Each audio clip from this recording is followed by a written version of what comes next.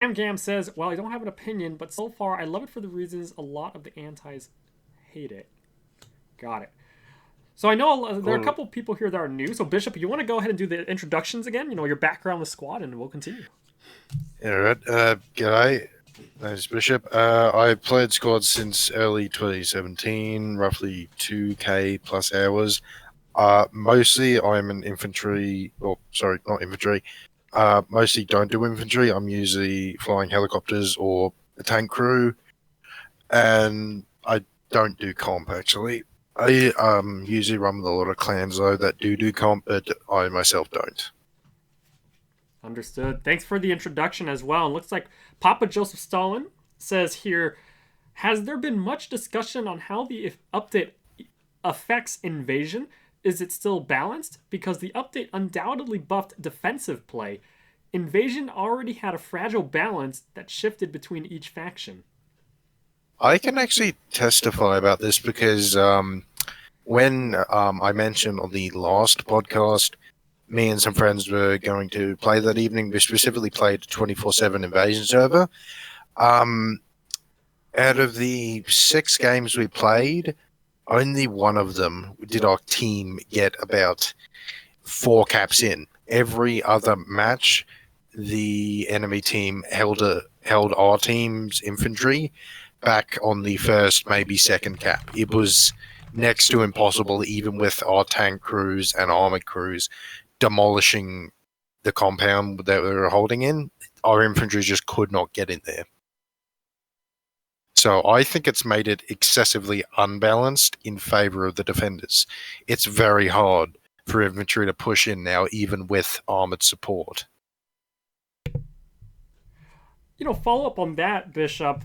Is it better that defensive play is buffed, even though like what you mentioned about the invasion makes it difficult for the attacking team? Because if I can recall, my experience with invasion is that the defense was always weak for on invasion, and then it, even if on let's say on a pub server, it's more tilted in favor of the assaulting team.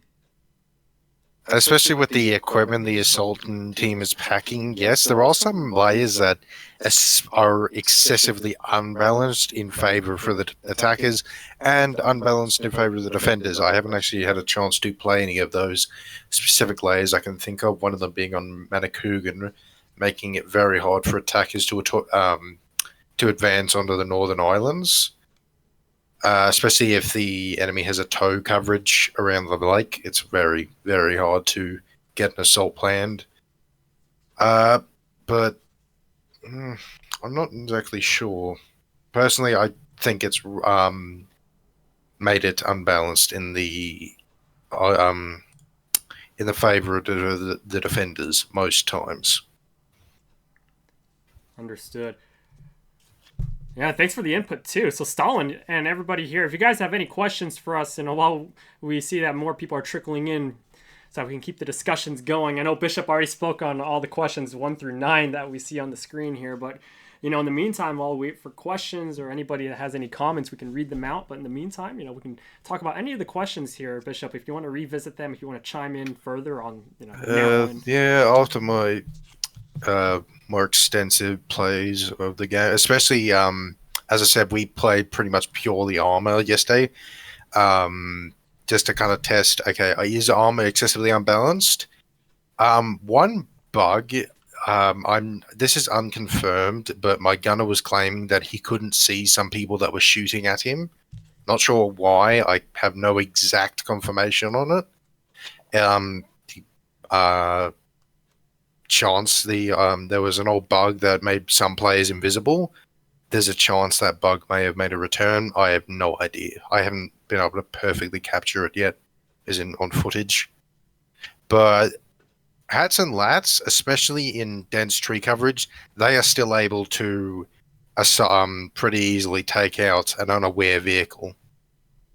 So, say a Bradley pushes into, like, for example, we were playing a Manakougan, attacking as American forces. My crew was operating a Bradley.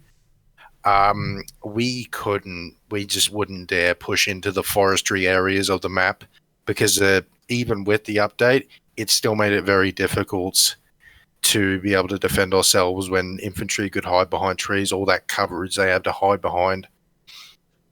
However, when it came to helping our team assault a position, we could easily lock down the entire objective in our Bradley because my gunner didn't even need to use the 30 mil. He just was able to spray them 240 machine gun around the entire compound. I've forgotten what the cap is, but it's on the south of the map. Just sprayed it around the entire compound. The enemy couldn't push out. They couldn't do anything. He even ended up bullying some people where he just instead of killing them, he would just machine gun right around them. They couldn't do anything. It was too blurry for them to see what the hell was going on. It was just, it made it very, very hard to infantry on the objective to fight back. It's essentially still the same, whereas an armored crew unaware of a hat or a lat in the area, that hat or lat will still probably screw them up. But if the crew's aware of infantry in the area, they can do nothing. It made it a lot more punishing for infantry attempting, like a hat or a lat, attempting to attack an armored vehicle. If they can't, if they know where they are, at least know that they're in the area. For example, we had one hat that continuously tried to chase after us in Tigers. They couldn't do anything because as soon as my gunner opened up and they wanted to try and get out, just machine gun. Actually, once again, he did the thing again where he just, instead of actually shooting them with a 30 mil or actually shooting them with the M240, all he did was just machine gun around them. They could not hit us. They attempted actually, but I'm guessing they were aiming at us. But one shot went flying about 10 meters over our head. It was like ridiculously off course for what he was aiming for, being us. So yeah, I definitely feel like it hasn't changed the way armor and infantry interact. It's just made it much severely more punishing for infantry to attempt to attack armor that knows they're there. Right, but at the same time, you mentioned it, as long as, let's say, the vehicle doesn't, detect those incoming hats and lats coming from the tree line, right? Then the way I see Yeah, it, they have a.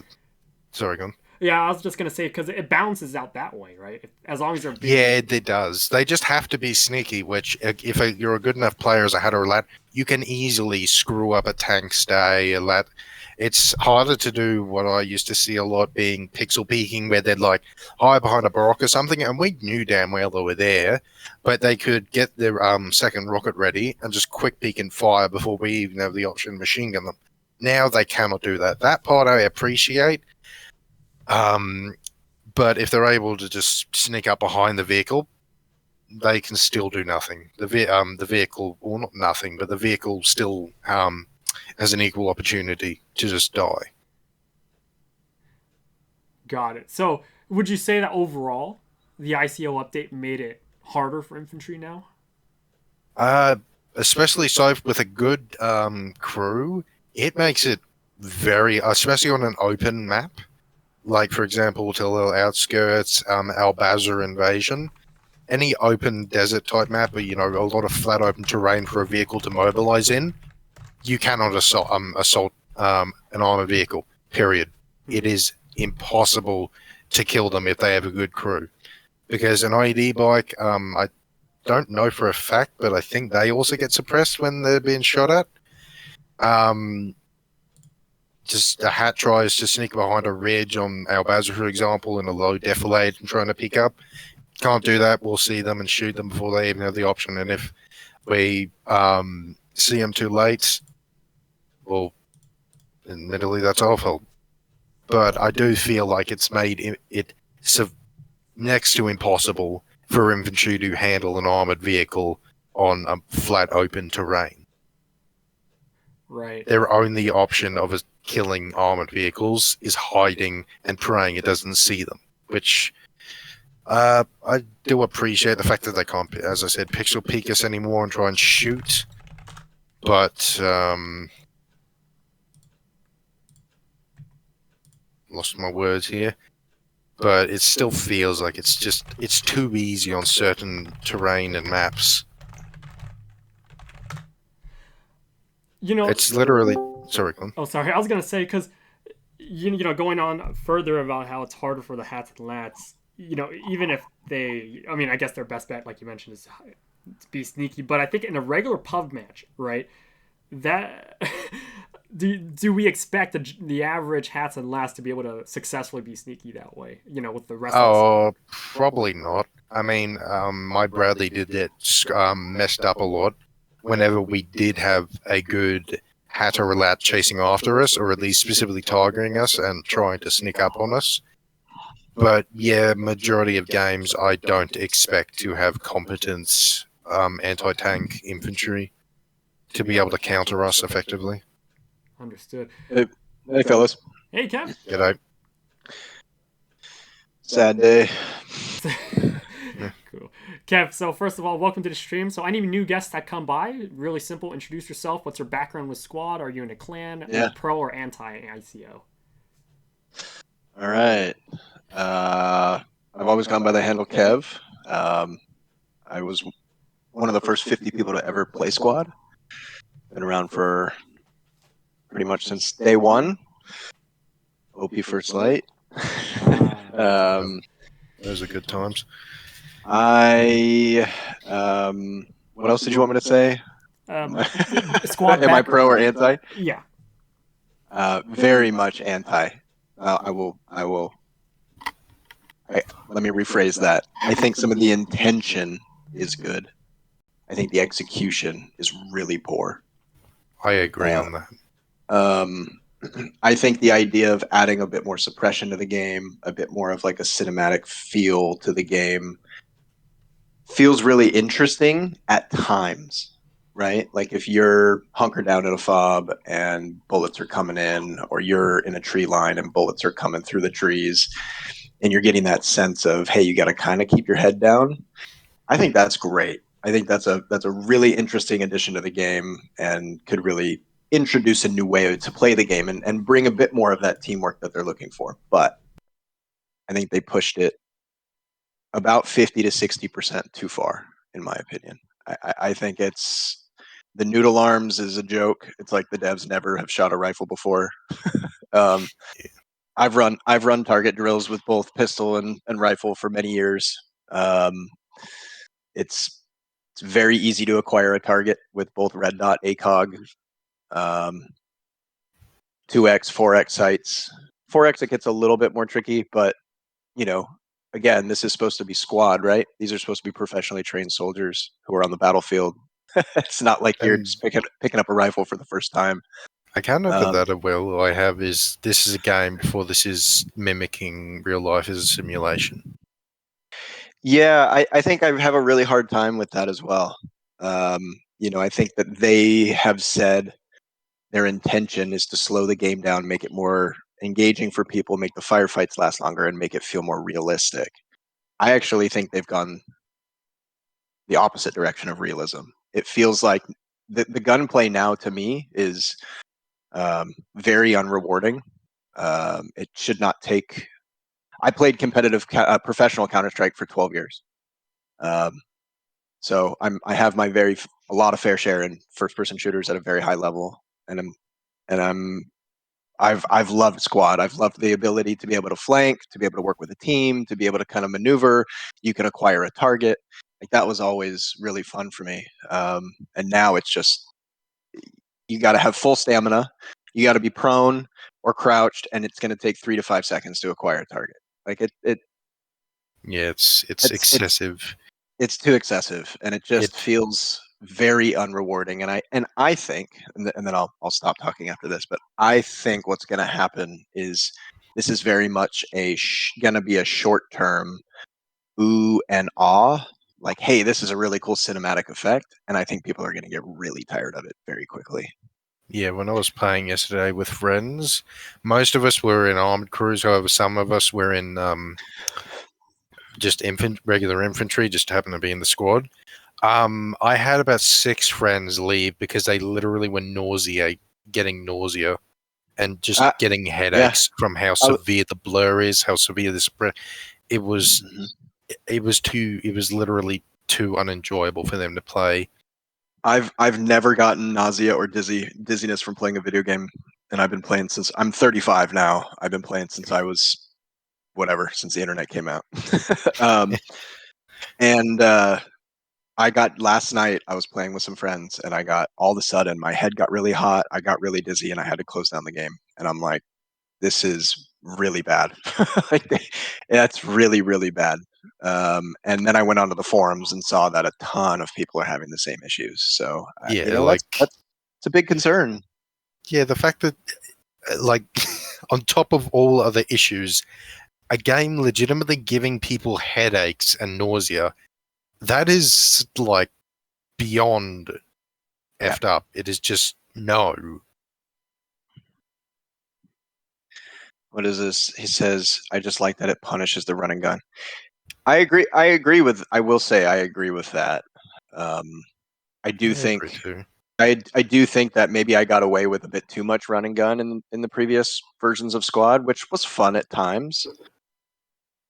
I'm not like totally anti some of their intentions, right? Yeah, Which is it's like, not they've the right idea, wrong track, but right idea, and they've just overdone it heavily, which is also my agreed opinion. yeah. I also kind of came in when you were talking about vehicles, and I'll tell you Yeah, what, this is not only a nerf to it is gunplay a and severe infantry play. bump. It's a massive bump to Yeah, vehicles. I actually, mean, I was in a BTR with my friend, and we went 65 and one. actually, hold on. Where's that? I was playing with friends earlier, and I'm looking for. One sec. I'm just looking for a. There we are. We had a 200 kill game on our Basra, which Yeah, is that 200 kill game. As in, I think we're an M1 Abrams. That is like the highest we've ever really gotten, and we got it pretty easily. Like we weren't heavily sweating. it's because you're just not getting. I mean, Yeah, we weren't getting counted. Like, yeah, you and don't get that's countered anymore. yeah, And that's like the and I would say our that's only the thing sorry. too. Is that like armor versus armor battles are really really shitty now too. Yeah, Like true. because It's literally just it just feels stale. stale. Yeah, I almost feel like they've it's like they totally lost sight of the larger umbrella or like the larger vision of Squad. And I mean, I get it. You can't do everything all at once, but it really put vehicles at the top of the food chain excessively. Heavily. I mean, a Mhm. good crew would already put vehicles at the higher end of the food chain, but if you really wanted that thing dead, you could get it. You could kill it. Yeah. You wouldn't have a ton of problem. Well, and you've also slowed the game down, right? Run speed, walk speed, Yeah, stamina, everything. if they don't have So a vehicle, good luck catching up to us. Just run exactly, away. exactly. Real quick here, I want to chime in because I know for these next coming podcast episodes, we want to kind of have more pro ICO input. So I have here pinned on the Twitch chat from Cats Prieco. Cats, thanks for being here, and thanks for being patient about this. He says, I had a lot of fun last 2 days. You just have to play this game with a different approach. Also notice that all OG players are not willing to change their play style and still play it like the old squad.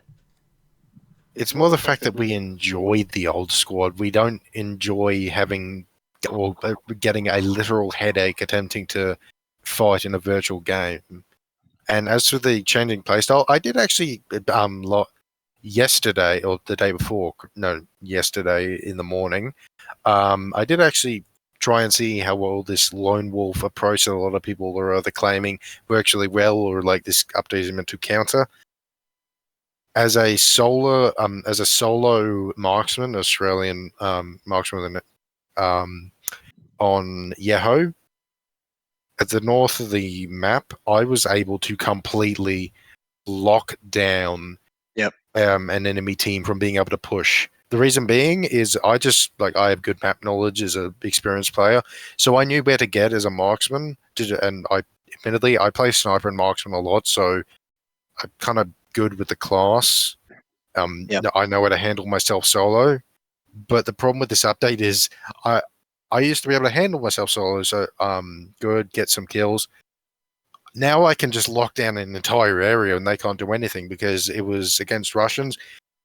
It was on the north of the map. I've forgotten it was in the bunkers. They were moving from bunkers south to the next cap, and they had to move through an open field. I was already there, prime with a bipod, and they just couldn't. They couldn't do anything. As soon as I started shooting, they had two options: drop and crawl and pray I didn't kill them, or get up and attempt to shoot me. In which case, I have ample opportunity and time to line up a headshot and kill them. If I don't want a headshot them, just shoot them in the body. It was blatantly easy for me to single-handedly nail them. Yeah, Sorry, I, that I just I agree sorry. with that. I know, I agree with that. I think I've only played maybe 4 games in this new ICO update, but and I think it was the second game I was playing. It was on Narva, and the enemy team had put a hab in a building, and there was basically a one way out of the building, and I just Stop me sat. if I'm wrong. Machine gun just watch at the door, and they can't do No, anything. I was just a regular rifle. I was just it didn't even. I was just prone, had all my stamina, and they could not leave the building. And I will also say about that, there is less incentive now to dig down a hab. There's more incentive now to just camp it because everybody's just going to be heads down, unable to move. It's Yeah, just free that's kills, free tickets. Before, there's a there was a difference lot of between. incentive to Sorry, go on. dig them down, right? Like go find them, dig down the radio, kill the hab. Now it's just let's just camp it. Yeah, like that was already an incentive for like a solo player if they didn't know where the radio was, or they just wanted to be sure because it was easier to camp the hab and stop them from being able to even spawn than try and dig down the radio at the same time watching your back. Now it's like just it is a joke. It either trivializes or just makes old uh, tactics useless nowadays. I think the CQB is I almost started laughing out loud at how bad that was. It Oh was yeah, it's I got into a close gunfight with someone and it was like we were just blindfolded spraying, man. just shooting each other. Yeah, It's just if you ever play the old like Ghost Recon Wildlands or something, um, I used to play that a lot, and the AI teammates in that game, they can't actually damage the enemy, and the enemy can't damage your teammates. So all that was, so if they ever engaged, all it was just you just watch these two groups of AI spraying mags upon mags upon mags and not immediately killing each other like they should be. That's what this update feels like. You're just spraying mags upon mags until eventually someone gets lucky and hits you. yeah, Understood. I do think just to kind of tag on to that last comment though about adjusting playstyle. Um, you know, I will say our me and my buddies who again we've been playing this forever together and we went in with that mindset of like we're gonna have to play this different, we're gonna have to play this slower, and we did. We didn't go off and lone wolf like we used to. We didn't go hab hunting, and we tried to play the game as if it were day one, and um, it just wasn't engaging. It wasn't fun to just shoot at trees and walls the whole game. It felt. I mean, I think I went like 14-4, right? So that's probably still a fairly good KD ratio for most people who play the game, but for someone who needs to feel a bit more engaged with gunplay, it felt really bad. And Yeah, then for like a the nausea started to kick in, and I was just like, yeah, I can't do for a this. person that's got a couple thousand hours in the game, a severe tactical advantage of the enemy in terms of knowledge and just feel for the game, you by rights should be able to get more than that. Like that game I mentioned where I was able to hold down the entire team from being able to cross a field on Yeho. This was a period of about 6 minutes. I joined very late. I ended up with about 20 or so kills. That is minusing all the people that I just missed and just kept them from moving. I'm actually really interested to hear from people who like think it's really, really good and understand why they feel like it's good. Because to me, the gunplay is wretched. You want in control of your gun. You're just It's just the gun's too It's floating. floating. It's Exactly. floating everywhere. It's just floating everywhere. You don't have physical control over your rifle. If, say, the suppression was still a thing and whatnot, and they toned it down big time, I just want to be able to control my rifle. I don't want to have to pray that, maybe it swings back the right way when I try and shoot. Yeah. Also, like a low ready to ADSing shouldn't take, a second and a half. No, it should be pretty much instantaneously, and it's also the scope. Just like this scope isn't like 6 inches long. It is a very short ACOG scope. It shouldn't have that sight picture being black 90% of the time. I saw a really funny meme that was somebody holding up a toilet paper roll, looking straight through it, and then someone holding another one next to it, and it's like totally cocked so you can't see through the. And it was like, this is version 5.0 compared to 6.0. Immersion. Yeah. Anyway. But yeah, it's just. God. I like what they attempted. That was about it. Real quick here, Cat's Prieko adds on, the old one meaning rush Logi as far as possible, put 2 habs down, no emplacements or mortars, no mechanized infantry, etc. And Katz adds on, I agree that sway, suppression, and recoil are too much. They need to tune it down.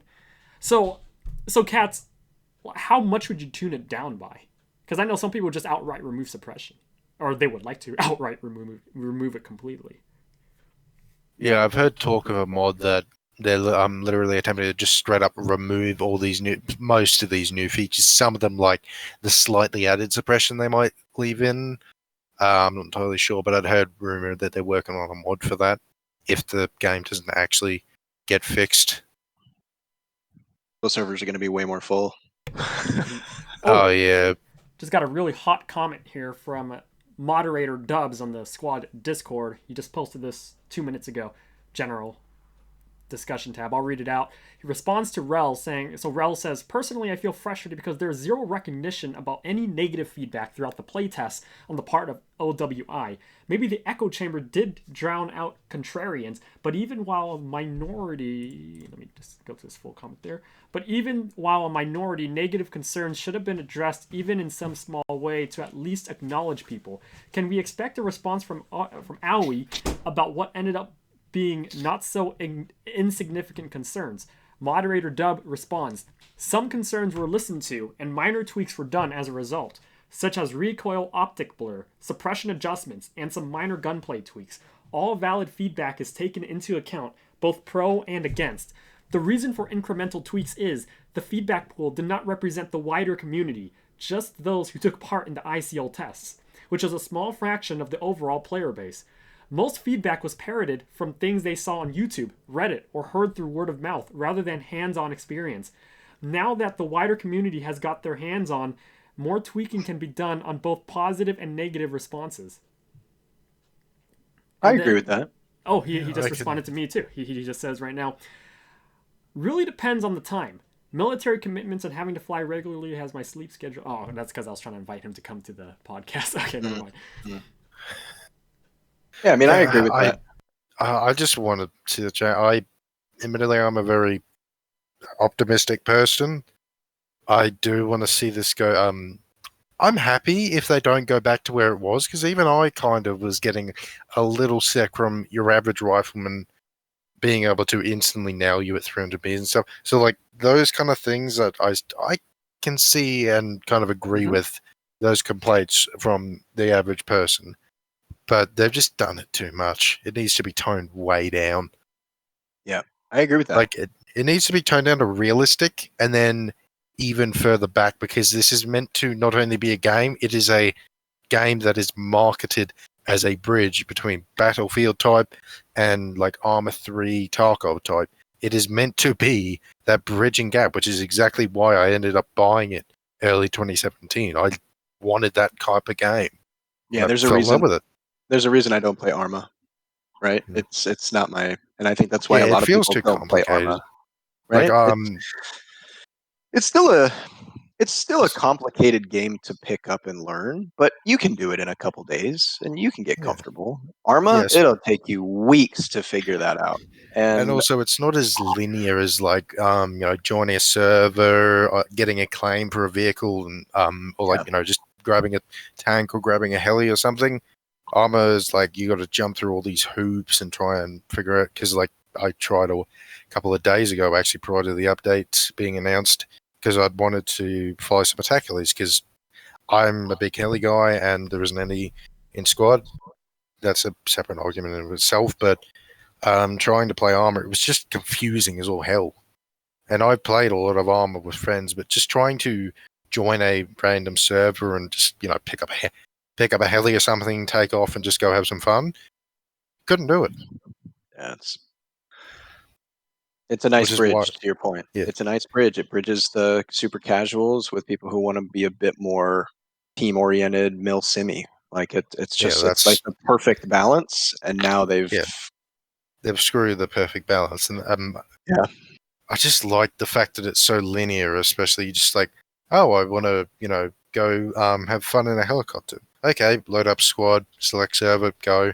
Probably the heli squads. Well, the heli's already got a squad. All right, wait till next game. Take the heli, go. And you can just have some fun in between the game switching, just playing regular infantry. You just literally pick a squad, pick a kit that you might like if you can get it. Spawn, go shoot people. It's not too complicated. I mean, obviously, people are going to get annoyed that I'm saying that really dumbed down, but that's just the base of it. It's linear. It's not complicated to go and have some fun in squad. Real quick here, we got a couple Discord comments. One from Wookie here. He says, you should put in that ICO didn't affect comp players. It just made pub players worse. That's number one. Number two, Doctor underscore TK wants to ask the pro ICO Doc. players. He says, what counts as an ideal fun game for the pro ICO players? that's exactly what I want to know. Yeah, same. Also, hey, Doc. He's a guy I know. I will say this. I 100% agree with you, and this is something I was talking to my buddy about, is if you were really good at squad or if you have good gun mechanics in other FPS games, you're going to find a way to adapt and probably lead the server in frags no matter what, right? Like that's Yeah, kind if of you just that, right. yeah, It hurts the casual player way more. And I think what we're going to start to see is, and I'm already seeing it at the end of the game. It's like 2-9, 1-7, 3-10, right? Like these scorecards are just like it's not. That cannot be a fun experience to see two people the entire game. yeah. But, I mean, you'd probably be in with vicinity of a lot more than two, but being able to physically see the two is the difference, and actually Right. take a shot at them. Right. So yeah, I 100% agree with that comment. That's Yeah. a big one. What was the original thing prior to Doc's one? The Discord comment? Yeah, he says, what counts as an ideal fun game? No. Before that, Oh. before Doc's one, the original message, I didn't catch it. Oh, Wookie. He says, but you should put in that ICO did not affect comp players. It just made pub players worse. Yeah, I had a comment about that because I've heard a lot of people saying that, and I agree. It's just leveled the playing field so that while yes, experienced players are going to have are still going to be better than your regular players, it's just there's a lot more randomness now instead of skill to it. Because if you just like threw a 2,000 hour player who does nothing but infantry and is like, I got it, demolishing people, versus guy with 300 hours in the game, pretty experienced but not one of the best. It's pretty much it's a fair chance as a draw who the hell kills who. Yeah. I think that was one of their intentions, to be honest with you. I really Yeah, do. I know. I hate that. It And I should don't like that. Yeah. good players should be rewarded, and You should yeah, be rewarded for spending more time in the game, learning the game, understanding the mechanics, etc. It shouldn't, yeah, it shouldn't One be. thing, Yeah, sure. one thing I think that isn't being talked enough about, because I think everybody's focusing on the ICO and the pip scopes and the blur, etc., is the idea that this is going to create a more team-oriented environment.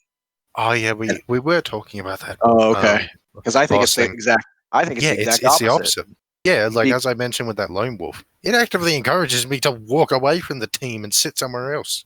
well, it not only encourages that because you're going to be away from the gunfire, right? Yeah. So you're not going to get it suppressed.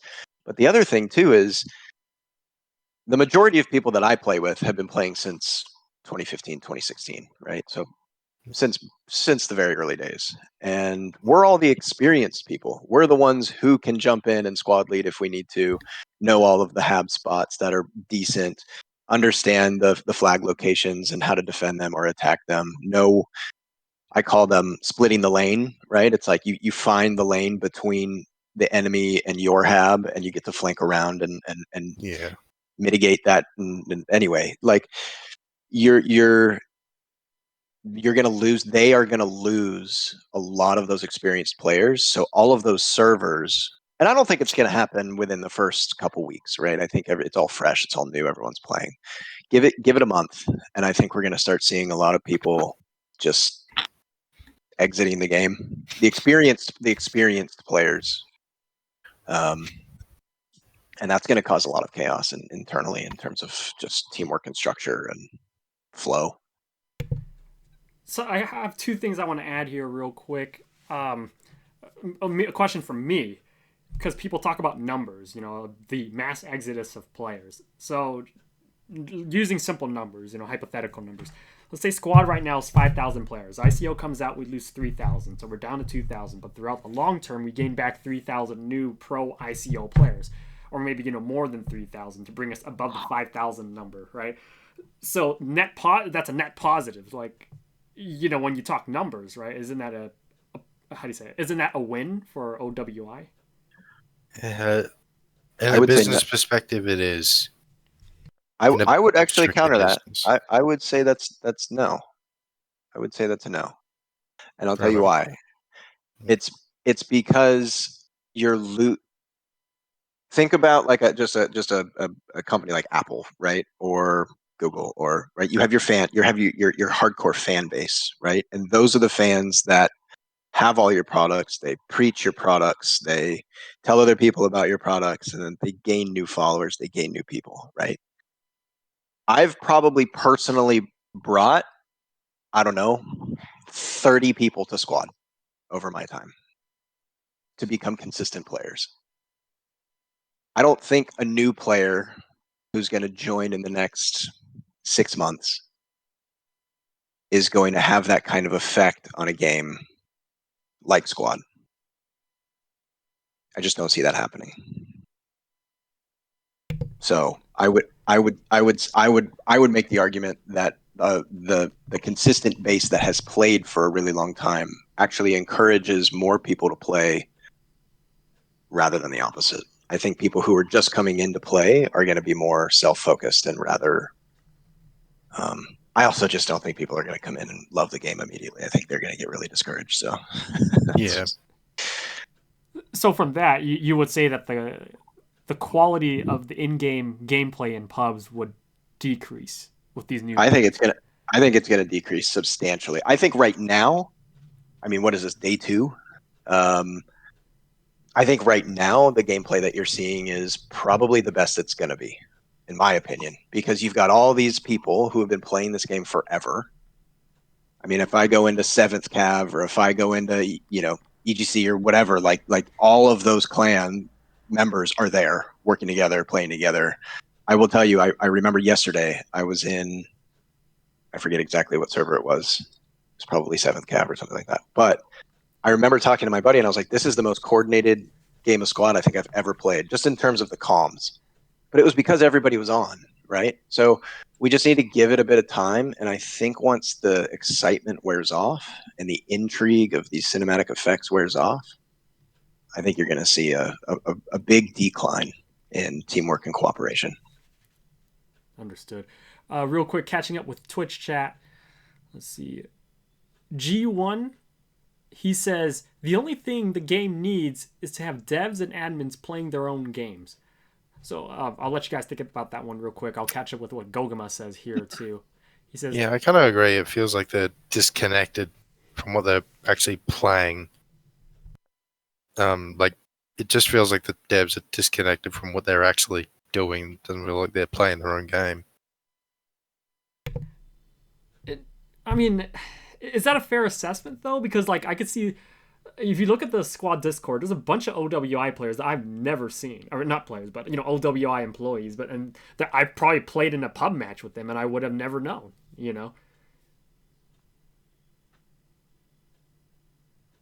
It's true. I don't know. It just feels like they're progressively getting more out of touch with their fan base, which I'm not a fan of. Not a fan of that happening, because I've seen that happen before. It usually doesn't end well for either party. Yeah, it definitely feels like a personal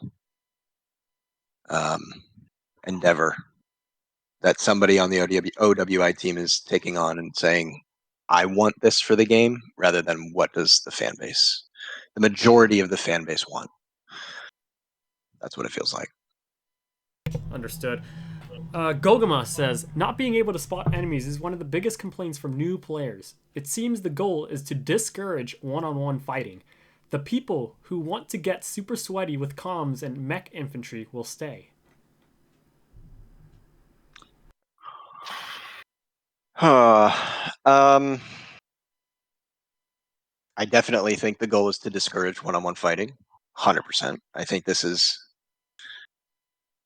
you build a super fob over here, I'm going to build a super fob over here, and we're just going to shoot 50 cows across the map. I think it's encouraging more of that type of play. I think it is encouraging more mech infi play. I think that mech infi play will become more of a thing, which I think is actually really cool. But again, vehicles are at the top of the food chain significantly. So they need to find a way to balance that, or else the team that has a bit better of an armor team is just going to roll every single game. Every game. Damn Gam says, the skill is supposed to be teamwork, not one tapping heads. And a comment from myself is, a big discussion we had yesterday, and Kev, I want to hear your thoughts on this too, is how should LWI approach facilitating and promoting team play? Because a lot of people think that through the mechanics of the ICO update that automatically equals more teamwork. And a lot of people from yesterday disagreed, or probably all of them disagreed on that. Sorry, say that again. What did they disagree with? Like people see the ICO update from Aui's perspective as ICO update equals more teamwork is going to happen. And everybody from yesterday were saying hard disagree on that. So the question is, how would you approach, if you were Aui, how would you promote and facilitate more teamwork in future updates?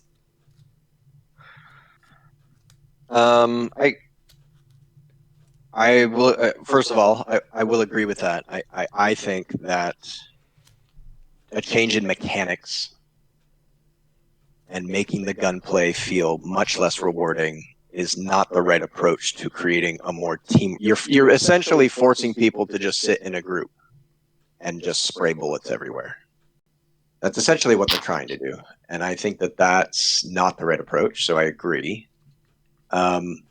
I think that there's probably quite a bit that they could do to encourage more learning of the game. I think there should probably be there's also a counter to this, right? The counter argument of like you shouldn't be able to become a squad leader right away when you open the game. Just the fact that there's just not enough player base in order to make that happen in all the servers. But I think that there needs to be some kind of I think again, some of their intention is good, right? Like Like the idea of bringing mech infi, let's just use that for an example, mechanized infantry into the game a bit more, right?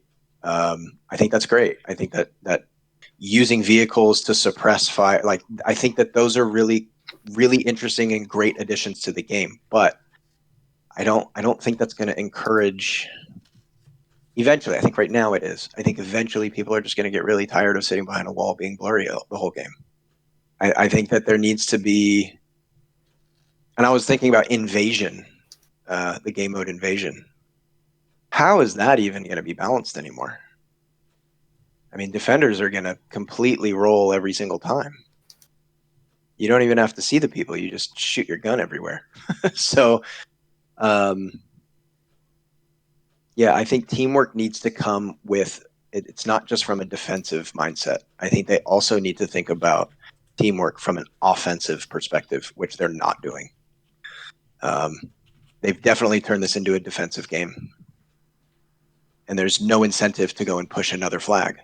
Let's just build up a hab, build up our outposts, sit in our camo nets, and just wait for the enemy to come. And that's that. I think there needs to be a balance of mechanics so that when you do push and when you do have an coordinated offensive push, it feels rewarding and it feels like you can actually get something done, because right now it doesn't. So Yeah, it actively feels like it punishes you if you dare to attack someone else. 100%. So how would you how would you improve the attacking teams, mechanics to balance I things think out? you give gunplay a quicker, snappier. I know everyone's like, oh, we don't want the headshots and we don't want this, but like that's real life. Like if you've ever shot a rifle before or done target drills or anything close to that, you will know what it's like to actually go from a low ready stance into an ADS stance. It's immediate, and it takes 0.5 seconds to go from low ready into acquired target through an ADS, like through a scope. And right now it feels so sluggish. It takes 3 seconds to acquire target. So what I mean is I think they need to bring some of that gunplay and target acquisition and snappiness back into the game so that an attacking team actually feels like they have a chance against the suppression and against the defender's advantage. Because right now it's you're crawling through the grass, blurry, and that's nobody wants to. I don't want to play that. I don't, and to be honest, I don't think anybody wants to play like that. And if anybody tells me that that's a fun gaming experience, like that's that's maybe another debate, but um, Does it I make just you? don't believe you if that's the case. Does that type of gameplay? A question to everybody is: does that make you feel immersed in a good That's way? my I guess that's my question too, and that's what I said earlier. Like I want to know from people who are pro ICO, like what makes this so immersive and what makes this so rewarding. Do you jump in? I really want to know. Do people jump in here and feel like, oh my god, I feel so rewarded jumping into a game and having this experience? Um, I want to know. Same. Catching up with chat real quick here. I'm pretty behind on chat, but reading from top. Cat Prieco says, pretty sure they'll push something out pretty soon, which will be a middle ground between the current state and V5.1. So Bishop and Kev, how probable is that going to happen? How probable is such a thing going to happen? Like a middle ground update? Yeah, I think it's probably not going to happen. probably not gonna happen. I kind of agree. It's just any veteran of the game, most of us have kind of just had it with OWY. They rarely deliver reliable content. Isn't we can't really rely on them to actually do the right thing or actually do something that would kind of make everyone happy. They always just seem to they always seem to decide on something that is just a stupid decision from an external point of view.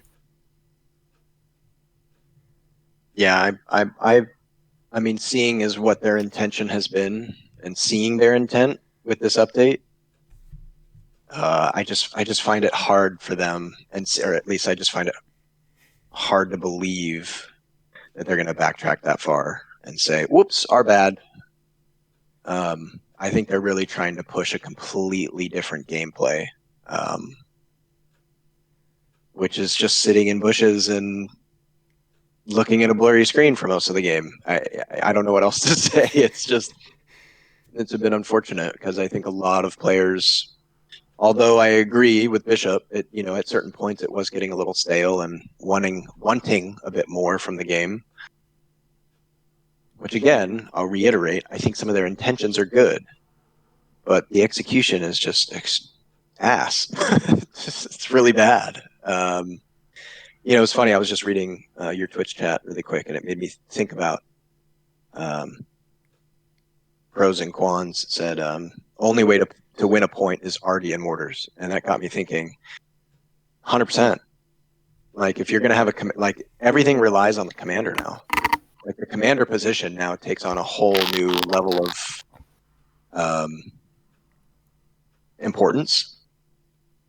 And I feel like maybe this could potentially be a way to make teamwork and make attacking a bit more regular, is give other opportunities for the commander to make an impact, like whether it's more mortar fire, arty fire, whatever it is. Maybe it's not like a huge artillery,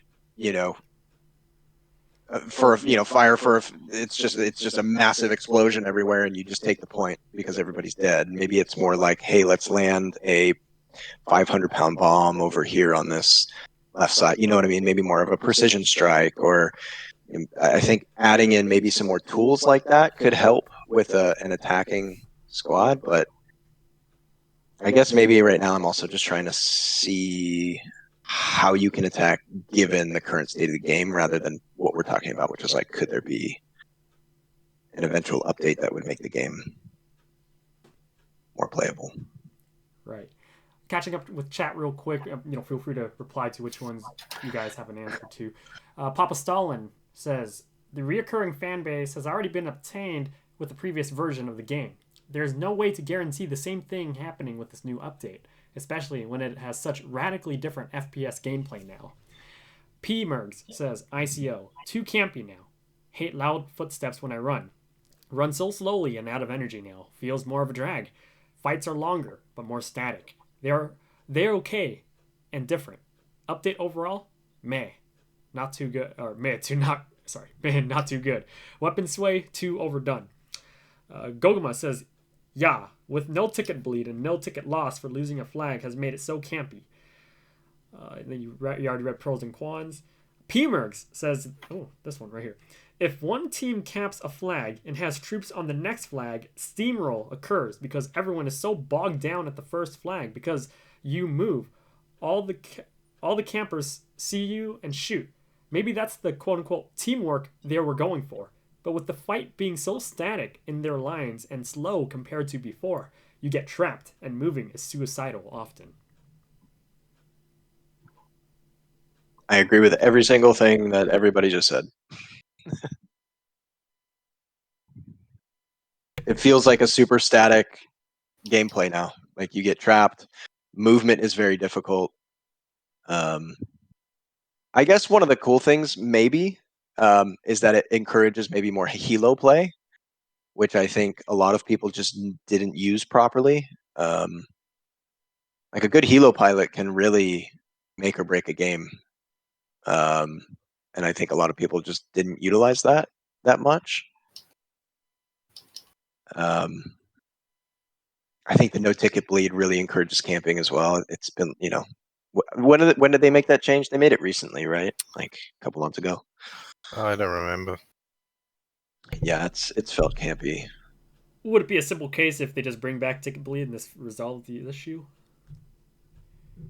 I I think it would encourage pushing and attacking more. They have to find a way to incentivize attacking, because you're just going to have a super static defensive game at this state, the way it is right now. And I think everybody's recognizing that. An idea that I just thought of to incentivize pushing is, what if they increased the amount of tickets gained by like 30 more tickets if you cap a flag, which would incentivize the attacking team for even It more doesn't tickets. feel like much. With 30 tickets, doesn't feel like much.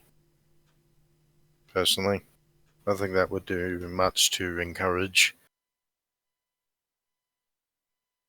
Yeah, I mean, at this state of the game, you might as well just start with all the flags capped evenly. And you just each start on the middle 2 points and you duke it out. That to me feels like might as well just go there rather than have everybody start at main and cap each flag. It's kind of a waste of time at this point. But before, it was incentivized for you to like move fast, attack fast, set up forward habs, try and pin down the enemy while they're capping their flags. Like there was more of that type of movement um, and precision, and now it's just slow and defensive. Something I think someone would argue against having all flags except mid flags pre-capped is like, that would, I guess, make people just rush that mid flag, obviously, and they would not set any back fobs. And then if one team does horribly at the mid flag cap, they have to all respawn back at main base, and let's assume they lost all their lodges in the front lines because of that already. So then everyone's running back from main all the way to the middle flag, and they're just wasting time running. You know what I mean? I almost feel like there should just be like an established, like two habs. Each team gets an established randomly placed hab somewhere within a vicinity of the first point, and that's your first hab. Like, let's just get this. Let's just go. Let's fight. I will say that's one of my big pet peeves about squad, though. It's just how long it takes to from the start of the game to when you actually start engaging in fights. I think they could speed that up, but um, anyway, my only point to that is like it just feels like they should just do that already if they're going to make this such a defensive game. That's all. It feels strange to they're not encouraging attacking, so why would you encourage movement around the map like that I if do there's no agree with incentive? that. So Understood. Real quick here to the chat. If anybody here is pro ICO, we would love to hear what you have to say. Feel free to check out those questions on the screen here. And we also have subject matter experts Kev and Bishop here. Really blessed to have them tonight for day 2 of the podcast. They would love to hear you guys' positions, especially the pro ICO side, because we're just trying to understand, especially maybe if you're a new player coming to squad, what makes this ICO update so great? What's your trail of thought? I will say, I think something that is, going to attract new players is just it is a completely different experience than any other, game out there. And I think this is probably the most cinematic game out there in terms of suppression and feeling like bullets are coming at you. Like I do feel like people are going to be intrigued by that. But again, I think that's going to wear off pretty quick once people recognize that they. I thought that comment though about new players not being able to pick out targets and like actually see people. I think that's a big problem, really huge problem. And this ICO update made it 10 times worse. So it's gonna be difficult for I think new players to jump in and feel like they're making an impact in the game.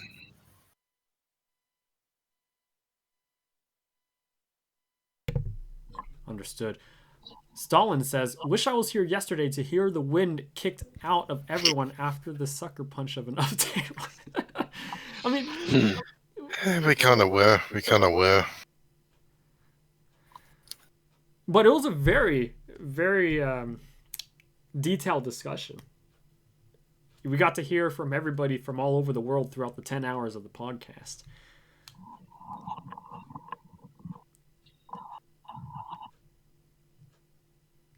Awesome possum. Yeah, it's pretty quiet a bit tonight, but there's a lot of people listening in. They're probably lurking or taking care of other things around here. But we're available for any questions, and I did modify some of the questions here on the screen. I included question number 4.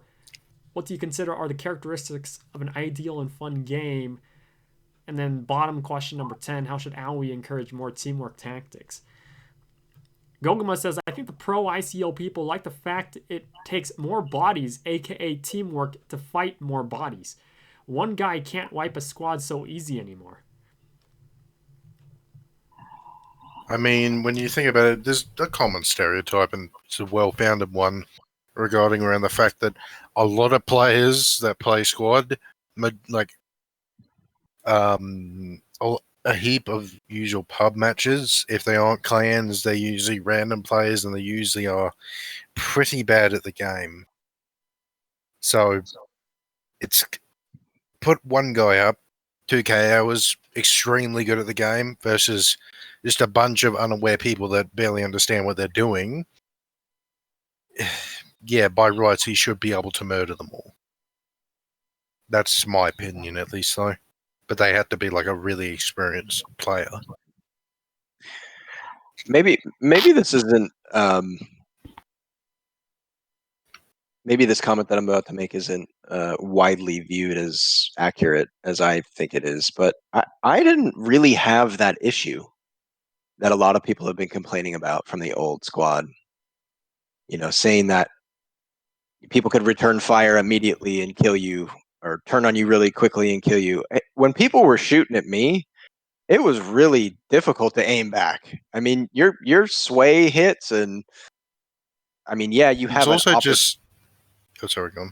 You have an opportunity, right? And that's part of like a video game experience, feeling engaged and feeling like you're making a difference and feeling like you know, you can actually try and fight, right? Like that's the whole purpose. But I never really had that issue because I always felt like when I was getting shot at, I died most of the time if someone got the jump on me. Yeah, that's the thing. I said, I don't play infantry a ton, but I'm a pretty good infantry player. 9 times out of 10, if I died, it's because someone got the drop on me and I wasn't expecting them or I didn't see them. It was rarely ever in a gunfight one-on-one. I was usually the one to kill them. But if they got the drop on me, I was a gunner. Yeah. I also thought that the suppression when you were getting shot at it wasn't bad. Hello everyone. Today's video. It wasn't like it wasn't there, right? It wasn't like nothing happened. So I don't know. I guess I've been maybe a little confused about some of those comments coming through that were like, it was too easy. You could headshot too quickly. I mean, yeah, if you're really good at the game and you have thousands of hours in the game, like I do, you should be able to. I mean, it's the same thing with every first-person shooter. If you spend a significant amount of time honing your skills and getting better at the game with not only mechanically but map knowledge, you should be able to be better than people who have come into the game for 50 hours. Yeah. And I feel like they are discouraging that type of commitment to learning the game and the mechanics. Because to your point, Bishop, there's so much randomness with the mechanics now. That they're trying to even the playing field by just making it difficult to control your weapon. Yeah, I don't feel like I have control of my gun anymore. I just feel like it's like, what's the Baldur's Gate 3? Just feels like I'm playing that, rolling a dice who's going to kill who. RNG. Yeah, Yeah. RNG. It just feels like I'm Yeah. rolling a dice. Every time I got to kill someone one-on-one, and sometimes even if I have the drop on them, feels like I'm rolling a dice if I'm going to kill them or not. Any time in the past, though, fair chance I'm going to kill them on a one-on-one. Guaranteed I'm going to kill them if I had the drop on them. Understood. Real quick here, I want to chime in. Moderator Dubs on the squad Discord, he just says 20 minutes ago, all forms of feedback are taken into account. Vocal minorities don't have more say than anyone else. They don't sway the decision making process any more than the average Joe. All feedback is assessed and decisions are made based on combined community feedback and how it fits into the vision and goals set by OWI and the designers. The ICO has been in the making for years. Just took a while to take systems from prototypes to viable potential candidates for integration into the live game. What takes priority in getting development resources set towards it is up to the project leads and then designers, which sets the internal roadmap. The ICO is something that was seen as higher priority to focus on. Fast ropes, while from the outside seem simple enough to implement, it has two road bumps. 1. Flight model overhaul. 2. TPS and networking improvements, which only recently was able to be addressed. CMD resource system is reliant on the TC overhaul and other underlying system revisions. Honestly, just as a guy with nearly 1,000 hours flying choppers, I hope they don't change the flight models. It's just a personal thing. I really, as much as players consider it very scuffed, I kind of agree. I just love it. After 1,000 hours, you kind of tend to like whatever the hell you're doing, and I really like the flight model that we have, even if even in its scuffed form. I think flying choppers is super rewarding. Yeah.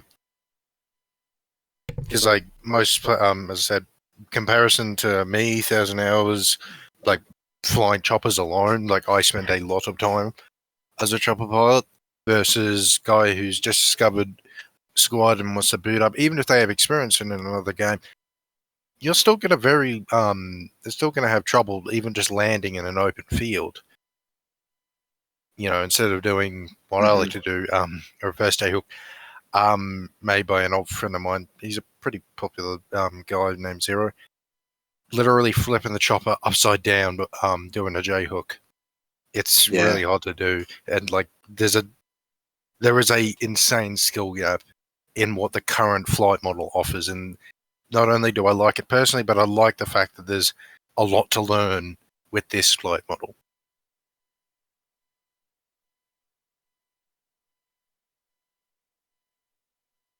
The other thing you mentioned, oh sorry, go on. I was just going to reply to the comment about this being in development for years, which I get. Actually, that's what I was going to mention.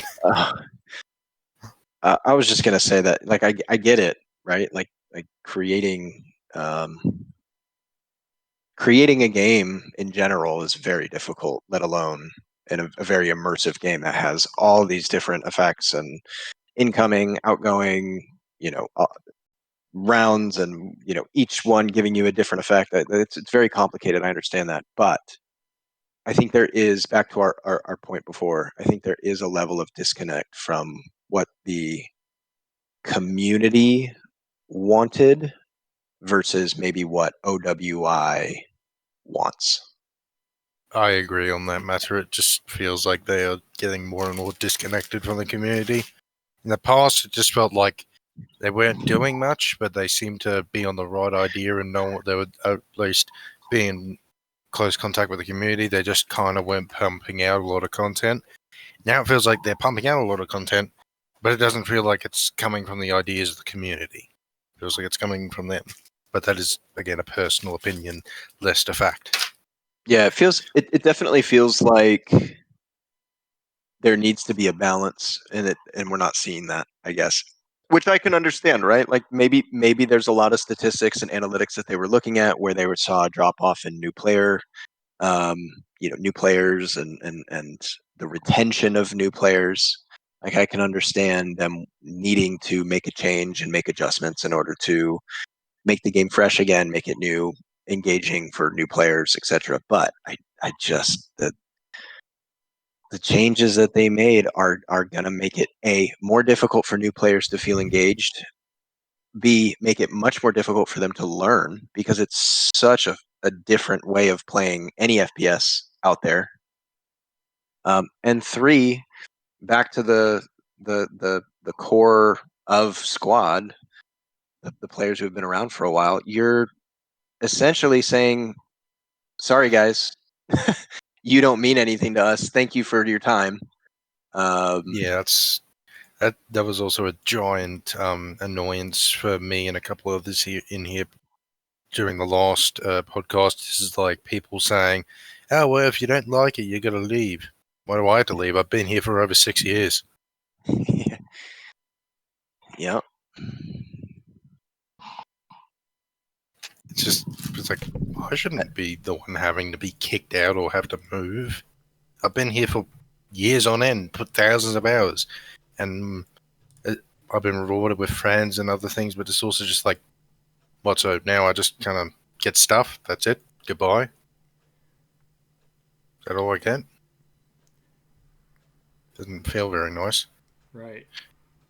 I know some people argue. They're like, "Oh, the company, as long as you bought the game, they got your money," and then we get pushed to the side. I know a lot of people feel that way. Yeah, that feels like a norm in just AAA, or even not AAA, but just the gaming industry as a whole. As of recent, if it isn't small time developers like indie developers or just very small studios, it doesn't feel like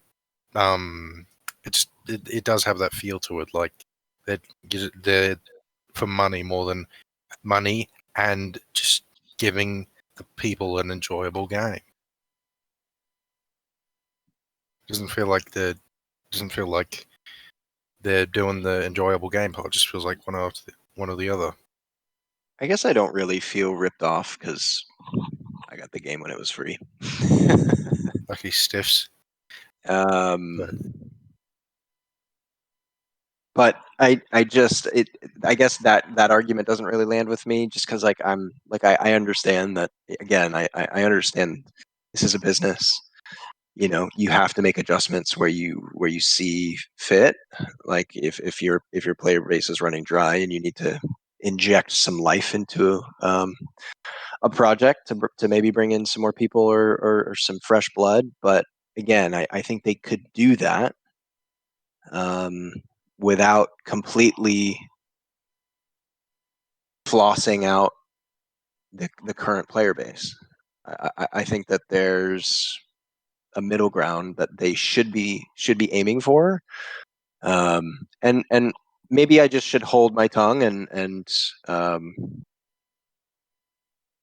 maybe they will. Maybe they pushed it extremely far. It's just, I guess my only counter argument to myself on that is they've had what 7, 8 play tests now.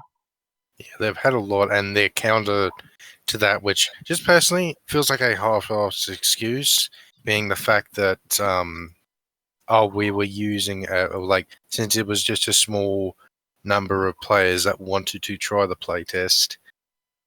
My opinion, if they were trying the playtest, that means they care enough about the future of the game. They want to know where it's going, and it just feels like a half-assed excuse. Just personally, I'm not meaning any offense, but that feels like an excuse rather than a direct response.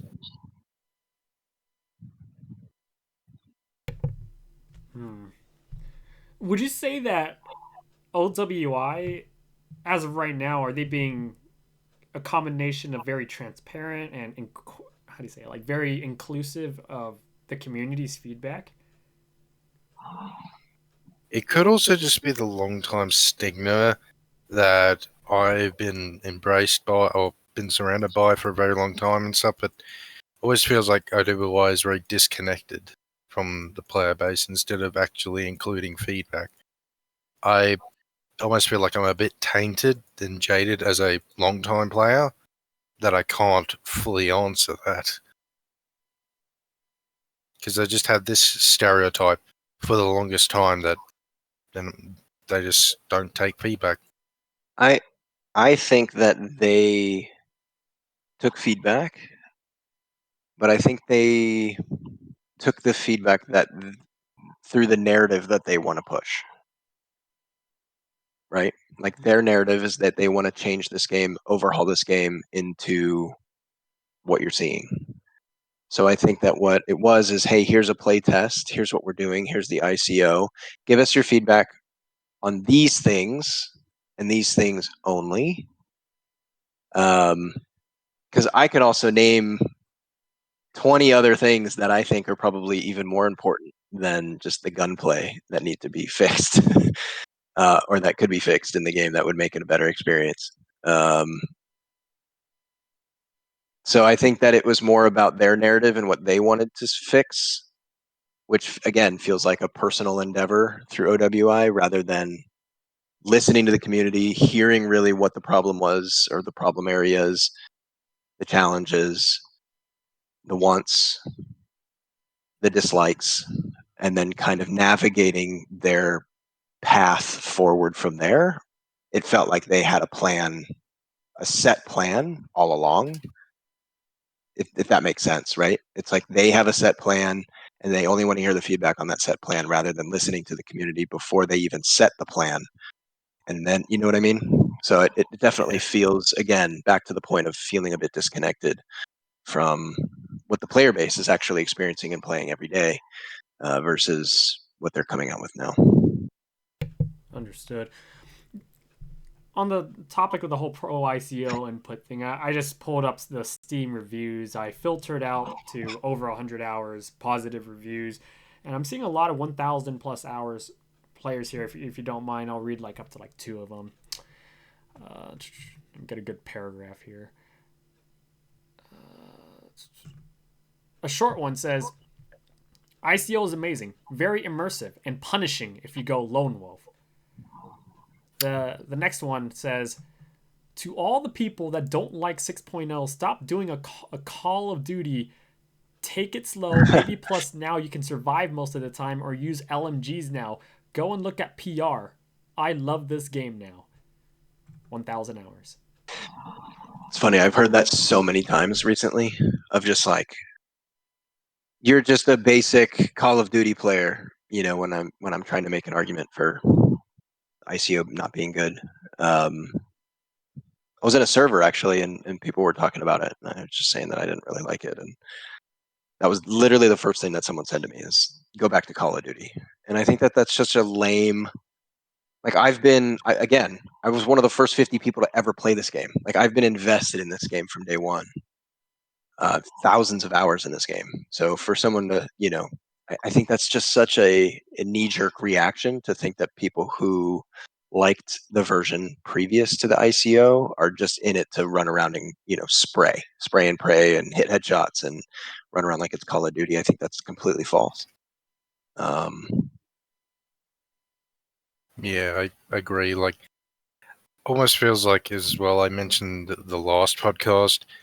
Feels like, to YBO's credit, there is so much infighting, bickering, and they had to sort through the mess and chaos of just the community being at war with each other and constantly shitting on each other to actually get a reasonable response. Because this community is, it just feels like there's a lot of toxicity and there is a lot of non-toxic people, but there's definitely a lot of toxicity in this community, and it's very hard for this community to stop arguing for 5 minutes so we can have a reasonable discussion, which is originally why I came on here yesterday, because I just wanted to be able to chat and not call each other, COD kitty or go back to Fortnite, you little scrub. No, just actually have a talk about why I disagree or why I think that's stupid or... I have I guess my theory, maybe it's not a theory, maybe it's just how I actually think. My perspective is that the people who like ICO, and are the ones dissing people, you know, saying go back to Call of Duty, were the ones who previous to ICO were probably averaging anywhere, probably less than 10 kills in a game. I would probably go to say that that's probably a pretty fair and a fairly accurate assessment. I agree on that matter. It just feels like they're I think the a lot, people that weren't. Yeah, And they I just think benefit those a are the lot from this exa- update.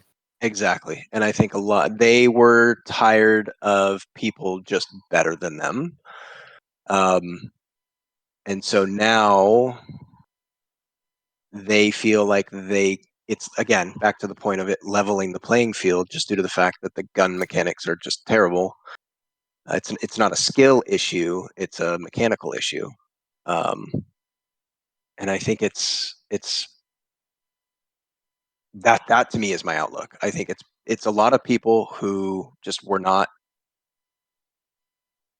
fragging a lot in the previous game, and now they feel like everyone's kind of brought down to their level. So it feels maybe more competitive for them, rather than trying to bring everybody up and grow your skill sets through time and experience. You know what I mean? It feels like rather than elevating people, it's now brought everybody down. Some people like that. I want to read a couple more longer reviews here. So I got a good one here. Ugly Dad 192 hours positive review says people are angry with this update because they aren't able to just sprint into places anymore and are pretty much required to work as a team and to slow down and take your time. Yesterday was some of the best squad gameplay I have ever had. You can get some brain dead teams sometimes, but once you find the server that works best for you, I promise it's something else. I'm sad about parkour, but still. That went for the old time. You usually had a very shit experience with most pub players, but as soon as you got like a fully mic'd up squad that was willing to work together, the same thing was the case prior to the ICO. The ICO just kind of heavily influences it. It's just like with a team, there's a much bigger dispersion gap now between having a shit team and having a competent one.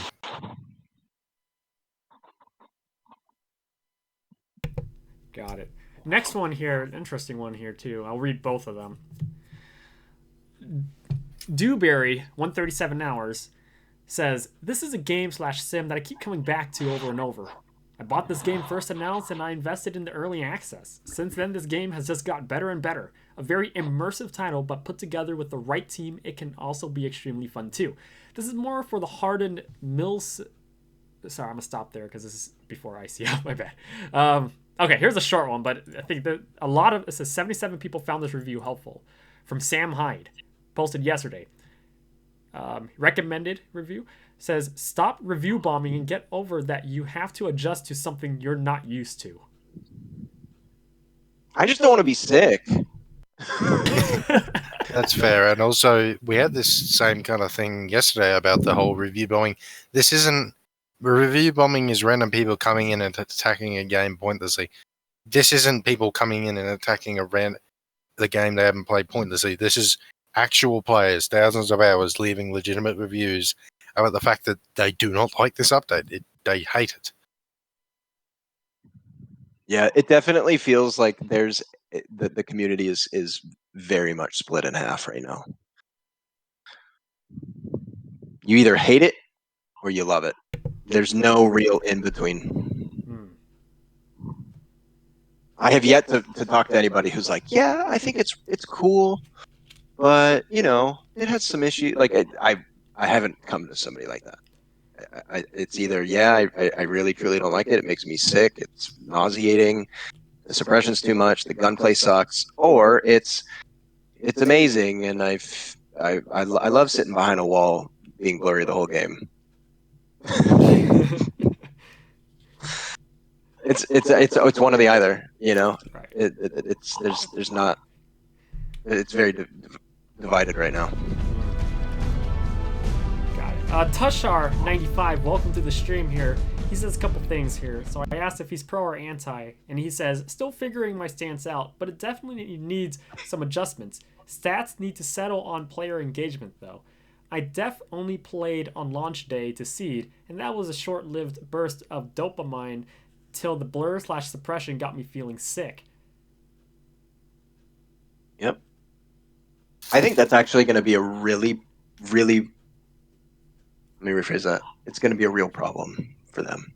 I think a lot of people have been talking about feeling sick, like Yeah. way more than. At the very beginning, I read like, "Hey, there's some issues and we're tweaking them." I saw a post by OWI about that, but it's everywhere. I would even say go as far to say like 1 out of every 3 people I talk to says they felt dizzy at some point playing this, which is a really big problem, and it probably should be fixed immediately before anything else. Because like if you can't even enjoy the new experience because it's sickening, making you physically ill, like that's a big problem. Agreed. Finchy on Twitch says a person who's got thousands of hours is definitely still better than a guy that just getting into the game. The skill gap is even bigger now than before. I disagree on the even bigger part. Yes, someone who's got a couple thousand hours in this game, they're still going to have an advantage, like tactical advantage. But in terms of just general gunplay, they do not. They have some advantage, but they don't have much. In terms of like, again, I don't feel like I was when I was versing someone 1-on-1 anytime playing yesterday. Felt like I was even. And obviously I have no idea who this person is. They could have a couple thousand hours. They could have 2 hours in this game, for all I know. But what gave me the edge was the ability to just outflank the enemy, sit in a bush, and then just proceed to completely halt the entire team from being able to move. It wasn't. It doesn't feel like the gunplay I have any more advantage. It just feels like I have a tactical advantage because I've played this game for years and actually to the point I've borderline studied the tactics of pubs, so I understand it better. 100%. I was just about to back you up on that. I think it's more of a map knowledge, tactical knowledge of squad rather than gunplay at this point. I 100% agree. I think the noodle arms just completely negates the gunplay differential. I think it's all based on tactics, positioning now, understanding map flow. Understood. We have a guest here real quick. OS Tushar, welcome to the chat. If you want to give a quick introduction about yourself, your background in squad, how many hours you got, and if you're pro or anti ICO. Yeah, sure. So I'm Tushar. I'm the owner of One Shot Gaming. I've played probably about maybe 2,000 hours. Let me just about 2,729 hours on squad. Playing about 4 years, I think. And as I said in the chat, I mean, I'm still in the middle on ICO. I get what they're trying to do, although I don't necessarily agree with it. But yeah, the motion blur and sickness plus the infantry differential with armor skill right now is quite intense. Waiting for statistics on the player engagement to change actual trend, because there is that case of review bombing, as you guys are saying. Understood. And it's great having you here. And Tushar, I'm curious, what's the general position from your clan members from One Shot Gaming? Currently it is most of our team, like the administration team that was kind of burnt from squad, enjoys the new feel to it, but it is like day 3 today, so like something new. But most of the experienced members that have played for a long time aren't the happiest with the skill-based adjustments that are happening, because now it's like, you know, you just sit in a bush and you spam. Kill-wise, I think everyone's happy when they're able to get gameplay going, but they're still just not content with the direction squad is headed to, I think. I agree with you. Can I just address this guy in your chat really quick? Datu. Yeah. He said, I mean, you wanted a milsim. I think that's what we were talking about earlier. Bishop and I were saying, like, that's the reason why we play squad, is because it's not a milsim. it's a gap between milsims and arcade games like Battlefield. Exactly. It's a bridge. And it's a game you can jump in and join a server. And I mean, I often join One Shot. I'm playing there often. And like, you can just jump in, join a squad, ask someone if you want to play armor, and usually someone will say yes. Or you can run infantry or support your squad or whatever. I mean, it's very easy to jump in and jump out. And I think that that's what makes. Oh my God, Karmakut's here. Oh my God, Karmakut and I used to play way back in the day. We used to do like 15v15 on God, what map is that? Like, oh my God, long time ago. Cool. Yeah, the Like man, back. the myth. Karma. Anyway, So, as usual, welcome Karma Cut. Thanks for taking your time out to be here. Really quick, introduce yourself, your background with squad, how many hours you got, and all that good shebang, and then we'll go from there. Gentlemen. Hello. What's up, Socrates? It's cool to see that you're still a pillar of the community. It's been a wild 7 years. I'm just a gamer. Played Squad since it came out on Steam.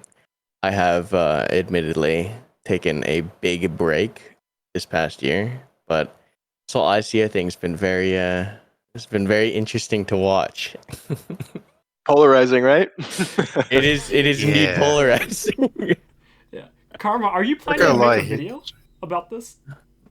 No, I mean, the thing is, like, my very first video on the ICO quite literally wraps up how I feel about it, and very funnily enough, it's like aged quite well with the entire situation. Yeah, I mean, it's all the points I made in that original video, where I think if you're looking for a cool cinematic experience, like, that is definitely hands down improved. It is very easy now to hop in Squad and feel like you are part of a movie. And that's honestly where I think the split between the ICO enjoyers and the anti-ICO players kind of don't see eye to eye, because it's not, from my perspective, this isn't a milsim versus comp fight as much as it is turned into one. And that's kind of mainly because, from my perspective, milsim is military simulation. It requires the simulation, which is basically the one-to-one execution or replication of certain things, which the ICO just is very much not. It's an arcadified introduction of a whole bunch of mechanics that quite literally make the game less of a simulation and actually, in my eyes, more arcadey. And that's kind of what the direction feels like. It's Squad wants to become this movie style game where they want the players to feel like they're doing something, and the old players of Squad, the people who have played Squad as a competitive game. And when I say competitive, I know a lot of people, knee-jerk reaction straight to, like, oh, comp, like, it's the tournaments, it's like these sweaters, right? It's like, at the end of the day, like, Squad's growth was competitive because it is a game where you are taking two teams and you are playing them against each other. Now, yes, there's not good incentives for who loses or wins, but Squad is inherently a competitive game. Now, there are cool cinematic things that you get out of that experience, but at the end of the day, a lot of the players that played Squad for years played to win, because that is, you have a win-lose mechanic in the game. That's like just what's driving a lot of the strategy or the tactics, right? Because if no one actually cares about winning or losing, it turns into a LARP fest. And I don't think many of the old Squad players want a LARP fest, myself included. Even when I played Squad in the past, like, I'm playing because I think that this is the most effective way to win or to contribute to the team. But now a lot of the player base, this newer player base, which I mention a lot in, like, my videos, they're satisfied with just getting this experience of, like, I'm in a war movie and this is insane, and that's the style of gameplay that this patch seems geared towards. So Yeah. it's just been very interesting to watch, because, like, when I see whether it's certain players on either side of the argument call the ICO milsim, like, as the top cringe lord commander of milsim, like, I look at the ICO, and I would say that there's nothing milsim about this. This is an arcadified 100%. like movification Yeah. of the game. It's Feels like going on. yeah, that's just where I see it. That's where the split is now. It's newer players who want to feel like they're in a movie, and older players who are actually trying to play to win this game that has quite literally a win-loss function within it. So yeah, it's just been very interesting to watch. I don't really have any plans on coming back to the scene or to the game, at least not with the state that the game is in now. I think PT2 had a shot at getting a pretty good split of still having that skill differential and letting players feel like they're in control, and still making the game look better. Because I think that's another thing about the ICOs, that visually in videos on stream, or even if you sit back and you take your hands off the keyboard and mouse, the game looks fantastic. It's beautiful. It's some new Kind of feels effects like that you've never seen before. Sorry, go ahead. kind of feels like I was saying it kind of feels like a staff citizen effect. Like a lot of people want the game because it looks incredible. You see videos of it, it's just volumetric clouds, an entire planet that is fully rendered city. It's just like, it is nuts. But then you play it and like there's gameplay, but there's a ton of bugs. It kind of feels like might as well just coin the term now. It kind of feels like Star Citizen syndrome is what Squad is suffering from. It's going for the look more than the game. And that's even where a lot of the older, more I guess you could say sweaty players, where the complaints are coming from. Like, the complaints are not even, oh, I can't one tap you anymore. That's not what the complaints are. The complaints are generally, this feels bad. This feels like I have no control over my character. It's not that I can no longer outshoot you, because comp players, or players that put in hours upon hours upon hours more than the average player, is always going to outshoot you, is always going to outmaneuver you, is always going to know what the best, quote unquote meta decision is going to be made. They just play more. That's just going to happen.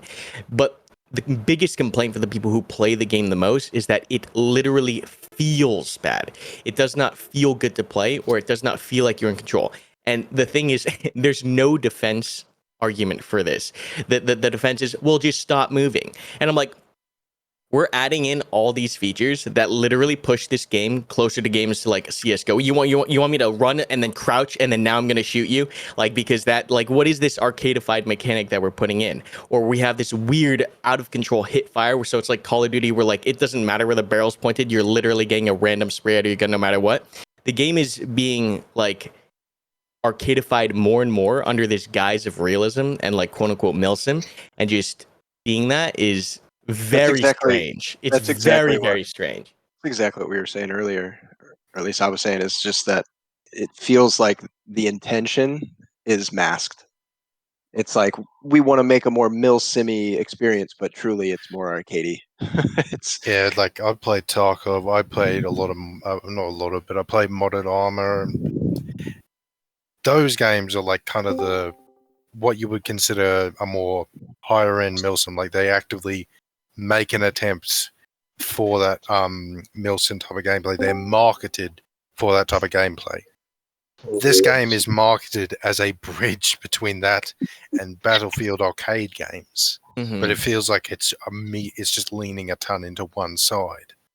Yeah, and there's a problem with that, because I think the second, and going back to that earlier point, the second that we abandon, or like the game abandons this idea that competitiveness, or like the winning or losing of it, does not matter anymore, and that completely gets abolished, which is what it feels like more and more, it turns into like people screaming on the mic, right, and just running it down, or playing music, and everyone like having a good time and just not caring about anything. And then you lose that magic of the tactics and the teamwork, and what I think a lot of the old, Kev, or like even Socrates has been around for years now, since the beginning. Like, what everyone played in the beginning was like, okay, how do we win this as a team in the most effective way possible with everyone involved?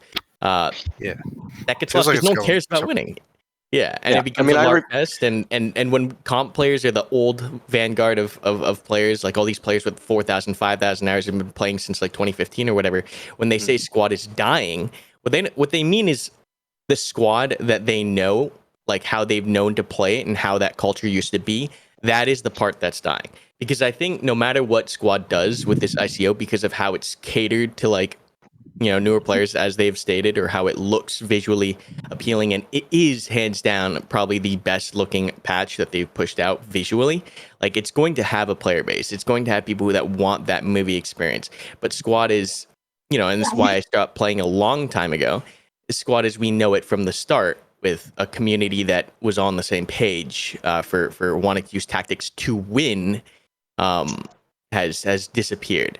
Yeah, I mean, I yeah, feel but like it's I'm like- sorry. no good. You got the mic. You're good. Go ahead. Fun. Just feels like the squad I bought. I'm early 2017 started playing. Even before that, I used to watch a lot of games for watch a lot of Squad for about half a year. Actually, I'm pretty sure I've watched you a lot in the past, Karma Cut, as well. But yeah, it just feels like the Squad I used to know and love.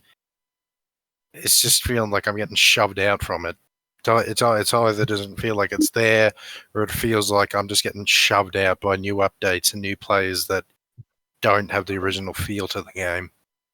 Which is actually why I've started playing less and less Squad. I used to play a ton. I didn't even need people. But the only reason I come back nowadays is because I have clans that I run with, the armor crews and helicopter crews. Beyond that, I don't want to come back and play.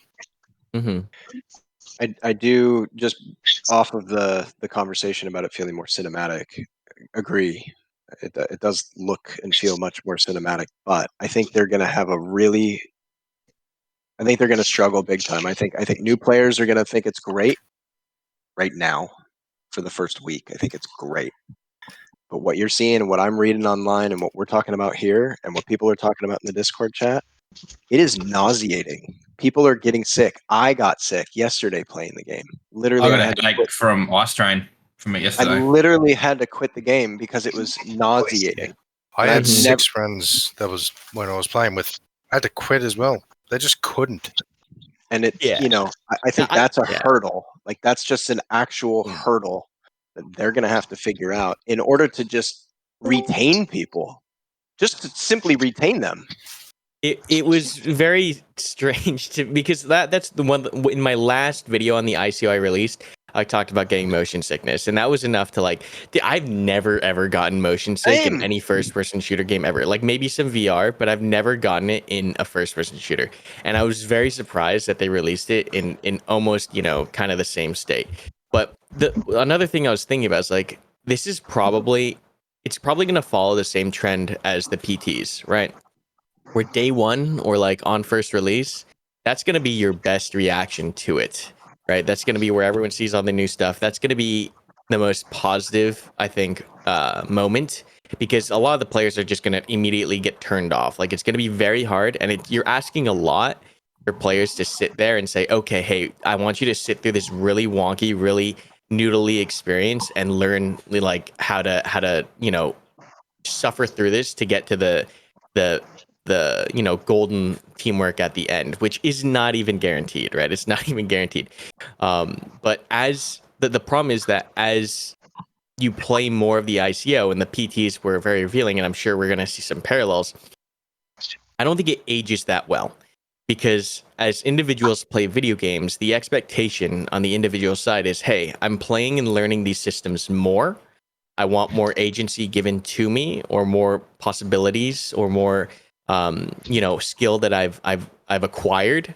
I want to be able to utilize that because I've spent the time learning the systems in the game.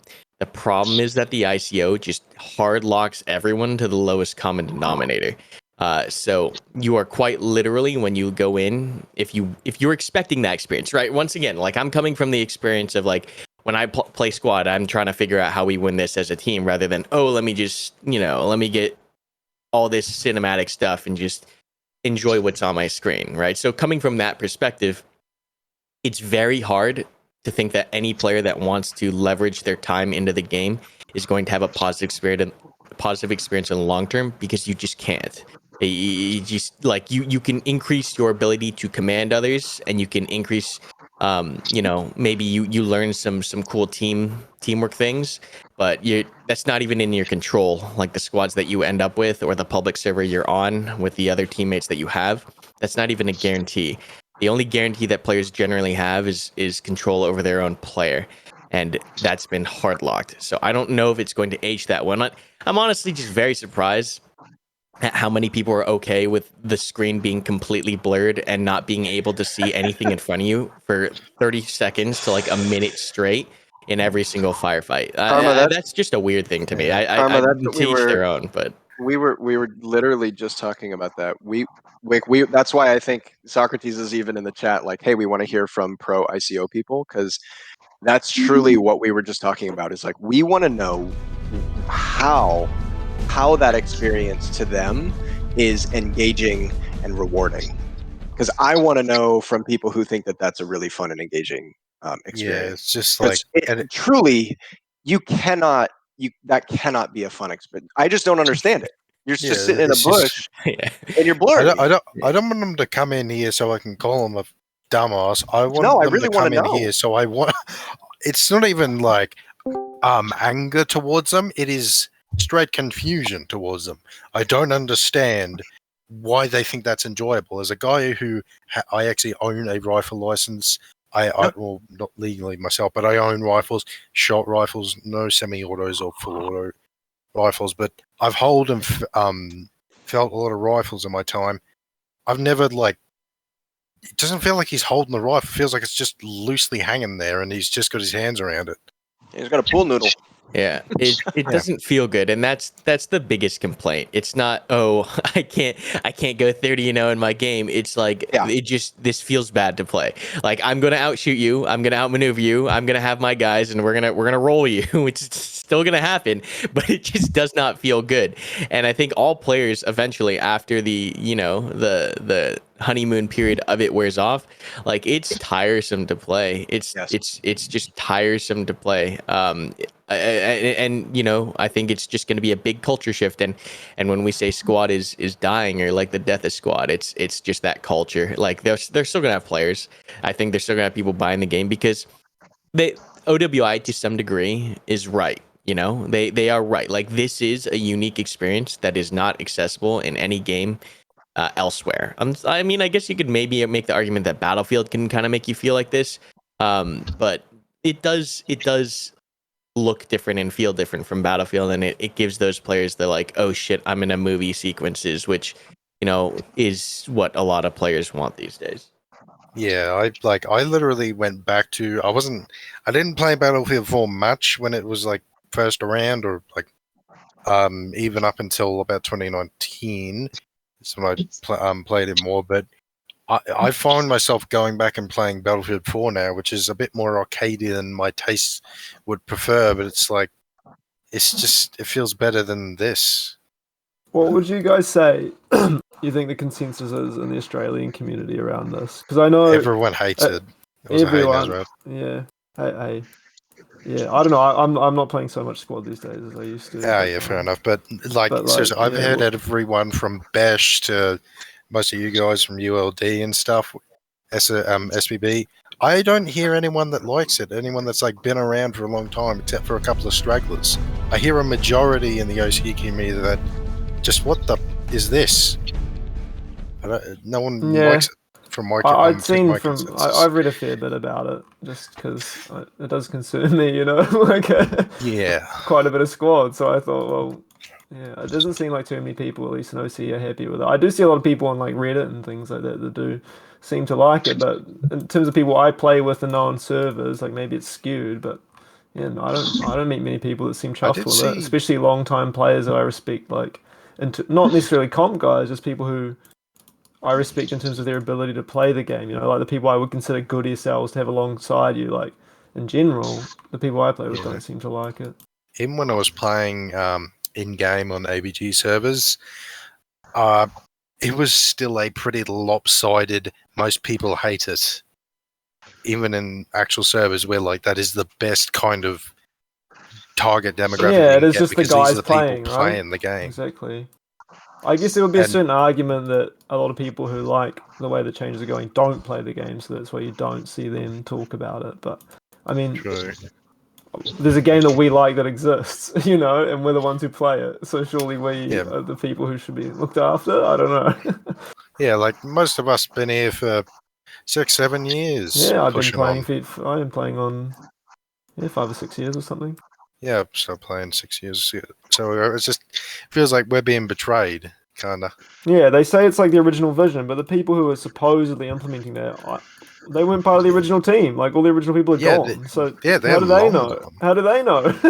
Did they And play a also lot of that, PR? it's just I like don't I've seen know. direct comparisons between Bizarre. that and like Project Reality, which Project Reality did have a bit more of this kind of experience versus the old squad, but it wasn't anywhere this poor. You still Yeah. had a man in control of his rifle, and as much as you could get suppressed from that, you still controlled your character. It wasn't think- rolling a dice whether you hit someone or not.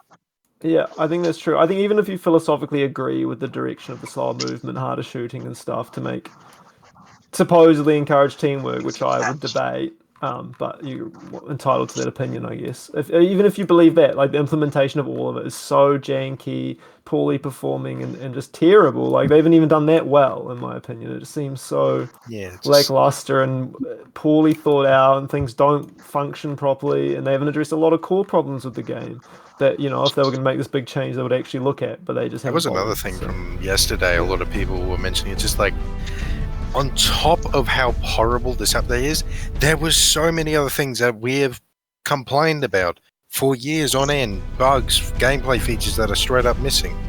Yeah. But they did this instead. Yeah, I think it's pretty nuts. Really quick here, I want to chime in. We got a couple things from the chat. Reading SMR Official's comment earlier, he says, sorry, let me scroll up here.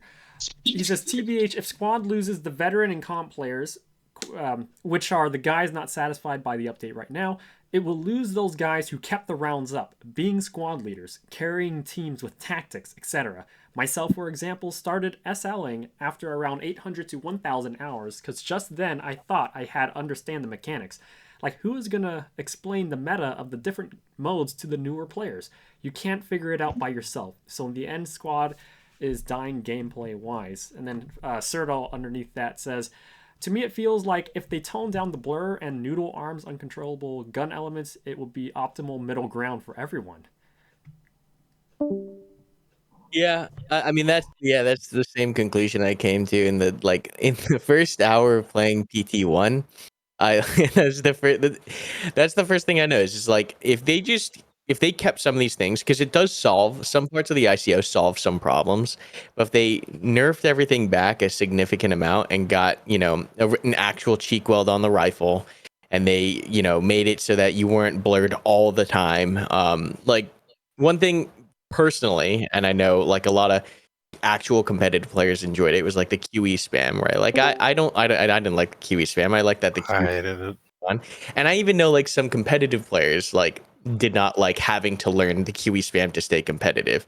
So I think it what the hell? also completely is my I don't know, I'm a pretty experienced comp player. The QE thing, like, I don't think anyone really has the. No one loves the QE spam. It's just part of the game because of the way everyone movement has works. to do it because it's so like effective. it's not like insanely effective. Like it's not a cure for being a bad player. Knowing how to QE spam won't save your life, but it's like it's just another thing you can do with the game mechanics. And like as soon as people have an issue with people just using the mechanics the way they exist in the game, and like you can remove the QE spam and stuff. That's fine. But they never add new ways to do stuff like mechanically, and there's a lot of things, very little room for like mastery. You know, it's like so sludgy with how things work. It's like to interject. I mean, one of the biggest things that should have happened for the longest time was the fact that there needs to be a better reward mechanic for playing the game. Actually, like, there's no major incentive to win, and that's led to this attitude shift that was being discussed earlier, where players are just happy with the, and I quote, immersive milsim experience based on their perspective. As I mentioned earlier, they're pushing for a movie more than a game. Exactly. Like people are going to play the game in the best way because people like to win. Like people say it's not a competitive game, but it's literally two teams versus each other in a competition. So like you're trying to win. You're not trying to lose. It's literally a battle of tactics. And then the issues come because people use the mechanics how they actually function in the most efficient way, not how it would look in a movie. You know? Yeah. I remember when the commander role first kind of dropped, and like the ability to this kind of person that could potentially rally an entire team, and also offer key strategical advantages, artillerying, airstriking positions.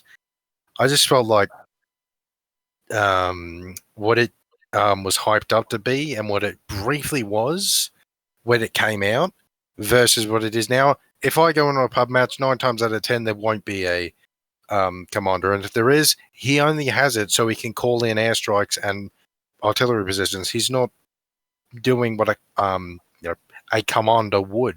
He's not trying to rally troops, trying to organize and create tactics to counter the enemy. He's just there. And I think trying to achieve the goal of like this game that looks like a movie, you just have to contort and like squeeze all the game mechanics in such a way that makes it quite unfun to make people behave in like a very set way. Like that's a predetermined way you're meant to enjoy the game, and most people actually don't play it that way. You know. Let's also be honest about the commander role. It shouldn't be a squad leader. Like you shouldn't be a squad leader and have the commander role. That negates the idea of it. So I'm curious because I play Commander a lot too, but I do know there are some flaws with it, or it could be done better. How would you guys make the ideal Commander role mechanic? I personally think Postscriptum had the best platoon setup out of all the platoon shooters. The Commander role was like an individual role, and he had a lot more control over the call-ins. But then, I think more standardization is needed to an extent. But that would make the game, that would be a change I would call, that would make the game more milsim. But like all this other stuff is, I don't know. I feel like the term milsim has gotten so distorted over the years. It's just incredibly wild to see, I have blur on my screen all the time, or I have unrealistic, like not simulated recoil or like weapon mechanics, and this is now milsim. I think that if you want to go milsim, you simulate. You actually go through and you make it logical and thereby make things intuitive to a degree. I mean, Battlefield 2 was the first game to really implement a commander role in an FPS game. So that's really where it came from. Bro, it comes from like StarCraft. It's like it should be like the StarCraft commander, it should be done almost like that, but in the game of squad. No, I don't know, it shouldn't necessarily be top down, but you should get like abilities and all sorts of shit you can do to like modify the team plays. It should be like a complex role that matters, but in the moment it's just a glorified mortar kit, it's just silly. It's late here, guys. It was a good chat, but I would just say, if anything, there's anything in this complete ICO discussion, it's not comp versus milsim. It's the people who want in a movie experience versus the people who are trying to actually play it as a game. Like that's where I see the lines actually being drawn.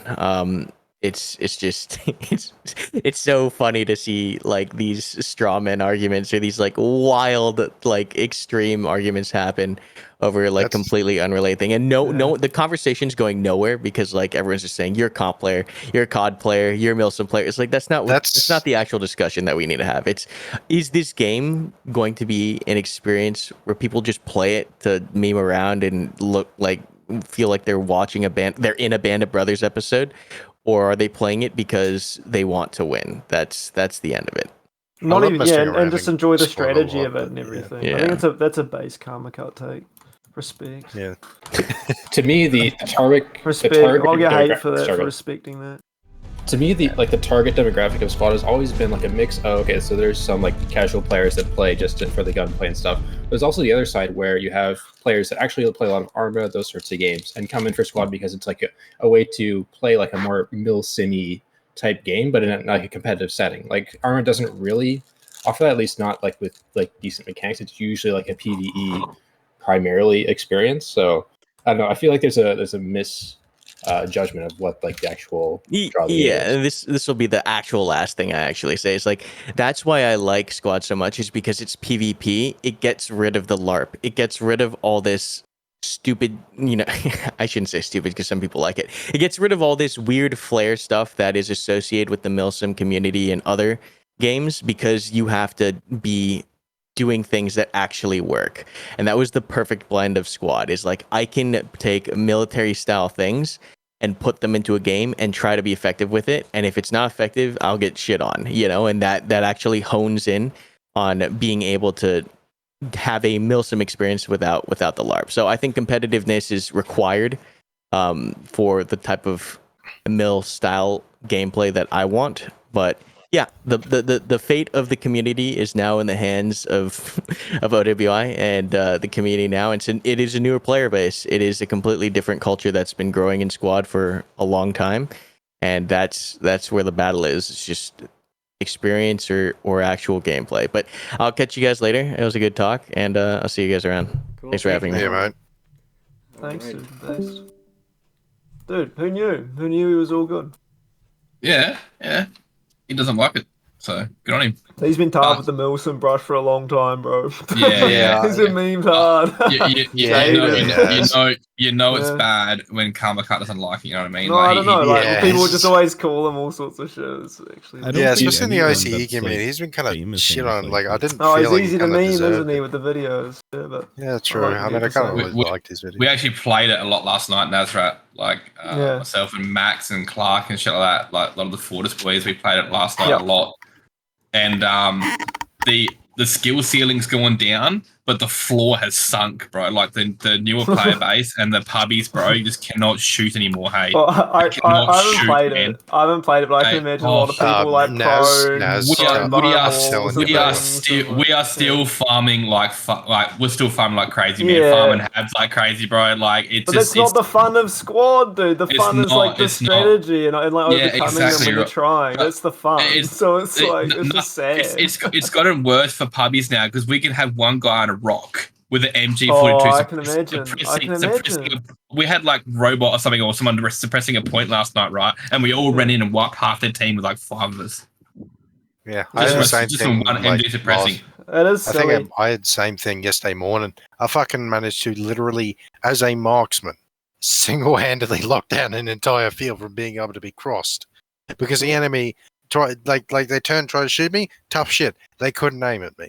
They try to drop. Well, their literal only option for survival was drop into the grass and pray I don't hit them. If I hit them, do the marksmen not get some sort of suppression or something? Or no, they do. They get the same thing. It's just like I have the drop on them. It's impossible for them, even as me as a marksman. Oh, right. Because it was the case. That is silly. It just couldn't because like I had like people trying to peek from a window. I didn't have to hit them. I just had to hit near them. The thing is, like, you can do that in the current game. You can just sit, not the current game anymore, but last update, you could sit there and if you're good and you just have any rifle, you can just wipe a whole squad and they don't really know how to deal with it. But I guess it is an extra issue if now they could sometimes accidentally kill you before, but now it seems like it's very difficult. But yeah, I haven't played it too much to say, but it's Admittedly, I didn't even kill a ton of people because again, entire team locked down for a couple of minutes. I think about 6 or so. That's the thing as well. The cone seems so big on all the suppression that, like, if you're just shooting in the general direction, like with a sniper or like a bigger caliber weapon, then you can sit there and suppress 30 people with like 2 shots. One marksman will easily suppress a whole squad. Easily. Yeah, it's stupid, man. Yeah, as I said, I didn't even kill a ton of people. That was 6 minutes, killed about 20 dudes, which is a fair amount. But again, I was constantly, at any given time, I had about 5 dudes in my sight picture. In vanilla, when you sat there in squad, like, and you were a sniper, careful. You do have to be careful when you're an MG or a sniper because someone else could shoot you. You know, like it's not that safe to do that sort of stuff. You can do it and it can be really effective, but you just have to be smart about it, you know? And but now it seems like it's so much more like random and the difference. I guess I can be the voice of dissent here. Like I think like I'm kind of like anti ICO in like essence I don't like the like all the new weapon mechanics, but I don't mind like the suppression so much. I think it's probably overblown a little bit, but I actually prefer it to like the previous patch. I don't mind if they keep the suppression but tone it down. It's just too much as it currently is. It's the combination of and also suppression it shouldn't affect your gun really that much. Like if they want to give the cone thing, like hyper focus, field of view, you tunnel vision into an actual effect for a cone, that's fine. It's just I want to be able to control my weapon, not as soon as a 30mm round flies over. It should be vision based. It should definitely be vision based should... only, and not, I think, actual aim based. See, they went vision based, but they made it blur. Like you blur like crazy. No, but it also shakes your gun around. It massively shakes your gun around. Which if they just tunnel visioned it, it'll be fucking be fine. But the blur, man, you can't see a thing when you get like I can agree with it like philosophically that the suppression like has some negative impact on you to disincentivize it would scare you. Or make it harder to shoot back because maybe it's too easy. You can make that argument to shoot back, but the fact that it moves your gun around and basically makes it RNG, I just don't like the RNG element in the gunfight. It just feels bullshit half the time when you die. It's not a satisfying thing. You can't sit there and think, "Oh, that's definitely my fault," because it's RNG. Like it's random. It's bizarre. Honestly, I honestly disagree. I think RNG for these kinds of mechanics is totally fine. Like we've already had. There always are going to be RNG elements to gunfights. There's always going to be like some sort of cone of fire. But it's different. That's a different thing. They're like balances between the weapons. Like certain weapons have a different inaccuracy, right, or things like that. But you can still expect the bullets to basically, when you move your mouse, that controls the weapon. It's not that isn't taken out of your hands. Like you can't even be sure your gun's going to go where you want it to go, and that is a frustrating and annoying thing when you have to play it for a long time. Well, I mean, I think. Well, I think so. It's the same as like a weapon where you can have like if you expect to get shot at, you can expect not be able to hit your shots accurately. It's like you do have some level of control there. So I think there are like tasteful ways that they could do it. I do think it does really feel really overbearing when you combine it with the new stability mechanics, the ADS, the PIP scope issues. Like those combinations of things makes things really worse. But I think there's something they could do with just suppression, personally. Like I say, like I could agree with suppression as a mechanic if it's done in a way that doesn't just introduce random RNG into the actual movement of the gun. Like it should be other things. I just think it's such an unsatisfying way to produce that like incentive in the game, the incentive to take cover and stuff instead of shoot back immediately. I love having these. Oh, sorry. I was just gonna say, like, I agree with everything everybody's saying, but like my true concern is I don't want to get fucking nauseous playing this game. That was a thing we were mentioning earlier. Whether that's suppression, whether that's the pip scopes, whether that's the blur, I don't like if they. We can talk about all the effects all day long that we want to like reduce or increase or whatever. If they can't solve the nauseating effect that this game is causing it's not just a few people, it is a lot of people. See, I haven't suffered the nauseating effect, but I've suffered headaches from the eye strain from the guns being so blurry, like through sights and everything. Not the sight itself, but the gun in the behind the sight it's really blurry and sometimes and it gives me a headache, man. It makes me my eyes strain. Yeah. I've never felt that before in a game, ever. I've never had that before in a game. And it actually literally I had to take Nurofen last night to literally I was playing with 6 people last night, and every single one of us at some point during the night felt dizzy. Yeah, I was playing the same thing yesterday, playing with some friends. 6 of them had to leave because they couldn't. It was either way too painful for them to try and control their gun, or they just left because it was way too painful on their eyes to try and play. It was impossible to enjoy the game. They added a new bug as well with all this suppression stuff where if someone spams you with GL and they hit 3 GLs in the span of 30 seconds or more, it makes your screen permanently blurry to some degree. So yesterday I was playing Manikuga half Russian, and my screen was blurred until I died because this guy GL spammed me. So how is that fun to anyone? And that also gave me a headache, as well as my scope making me nauseous. So I want to play a game to have fun. I don't want to play a game to be on the toilet for 30 minutes after.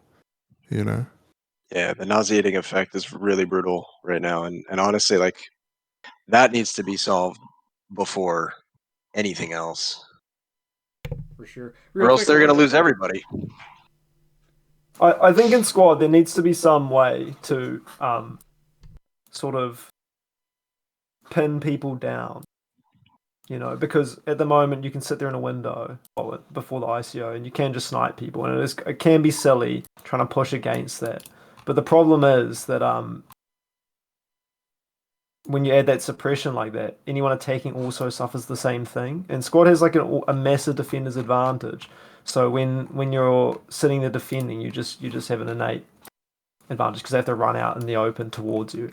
And there's nothing in squad aside from the way they've done suppression to like attack someone, but it can just be used just as easily on the attackers. They need to find something where it works in a way that actually encourages people to move around the map and do interesting things instead of like hold down and camp, because that's literally the best way to play infantry. Like get the mid flag and camp. It's worse. That's like it's worse. How you it's play. Worse now, man. It's worse now. Like the bush wookies are there's so many of them, man. Just hiding in bushes, laying in fields now. Like just It's the only way you can have a stable gun. Point shooting is it encourages point shooting's play way more. Point shooting's better now. Like we were playing on Samaria last night, and we were just point shooting. We're running, stopping, peeking, popping 5 guards, running, stopping, shooting. That's you don't really run and gun anymore, but it's just point shoot. Like we found a way around how we played last night. Well, see, we chopped up, like, man. It's just a different skill set, though. Like it's. It is. It doesn't disincentivize the pushing, because if you want to take the flag, you still have to push. Yeah, but I don't know. But it just made the pubby so much worse now. Like they are so much worse, man. It's it used to be that you could rolling to main. It is so quick now, man. Like it's so quick to roll people to main now. It's crazy. You used to be able to farm, but you still had to be careful, not push too much and stuff, because like they can just shoot you back. Like, and it's not a lot to learn for a guy to like get semi-decent at shooting in the previous version of squad. What you have to do now, you can line up your shots and just click if you play Counter-Strike or whatever. What you have to get now is one guy to burst fire out a hab, and they can't shoot back at you, and you just rush the hab. Yeah. The rush matter is still there. That's the intent, bro. Real quick here. Like that. Adding on to what you guys are saying about that, Godfather023, I'm a bit late on the chat, but he's a pro ICO from my understanding. So he says this: I like the suppression system, the scopes PIP. I can actually use the ACOG and Russian scopes now, and I can occasionally dodge incoming fire when the enemy is out of stam. Yes, I like the shooting and can't wait for MEE mod. I think they can fix noodle arms and blur. He adds on to say, yes, I'm used to controlling recoil. P.S. I play with a PS4 controller. And he says, PR fans will like squad. Adding on to the recoil, Godfather says, yes, but the recoil in ICO isn't really that wild. If you stop, find cover, and wait for enemies to come to your line of sight, to be honest, I hadn't touched vanilla squad since PT1. Honestly, I get more kills on ICO than vanilla. MP. Well, that's the whole point, right? Like that's it. It's go to a point and wait for people to come to you. There's no incentive anymore. Point shoot. That's it. Yeah, there's no incentive anymore to make aggressive movements, to be aggressive, to attack a point, to make maneuvers, to peek corners. There is none of that anymore. It's sit and wait. Yeah, the thing is, you die.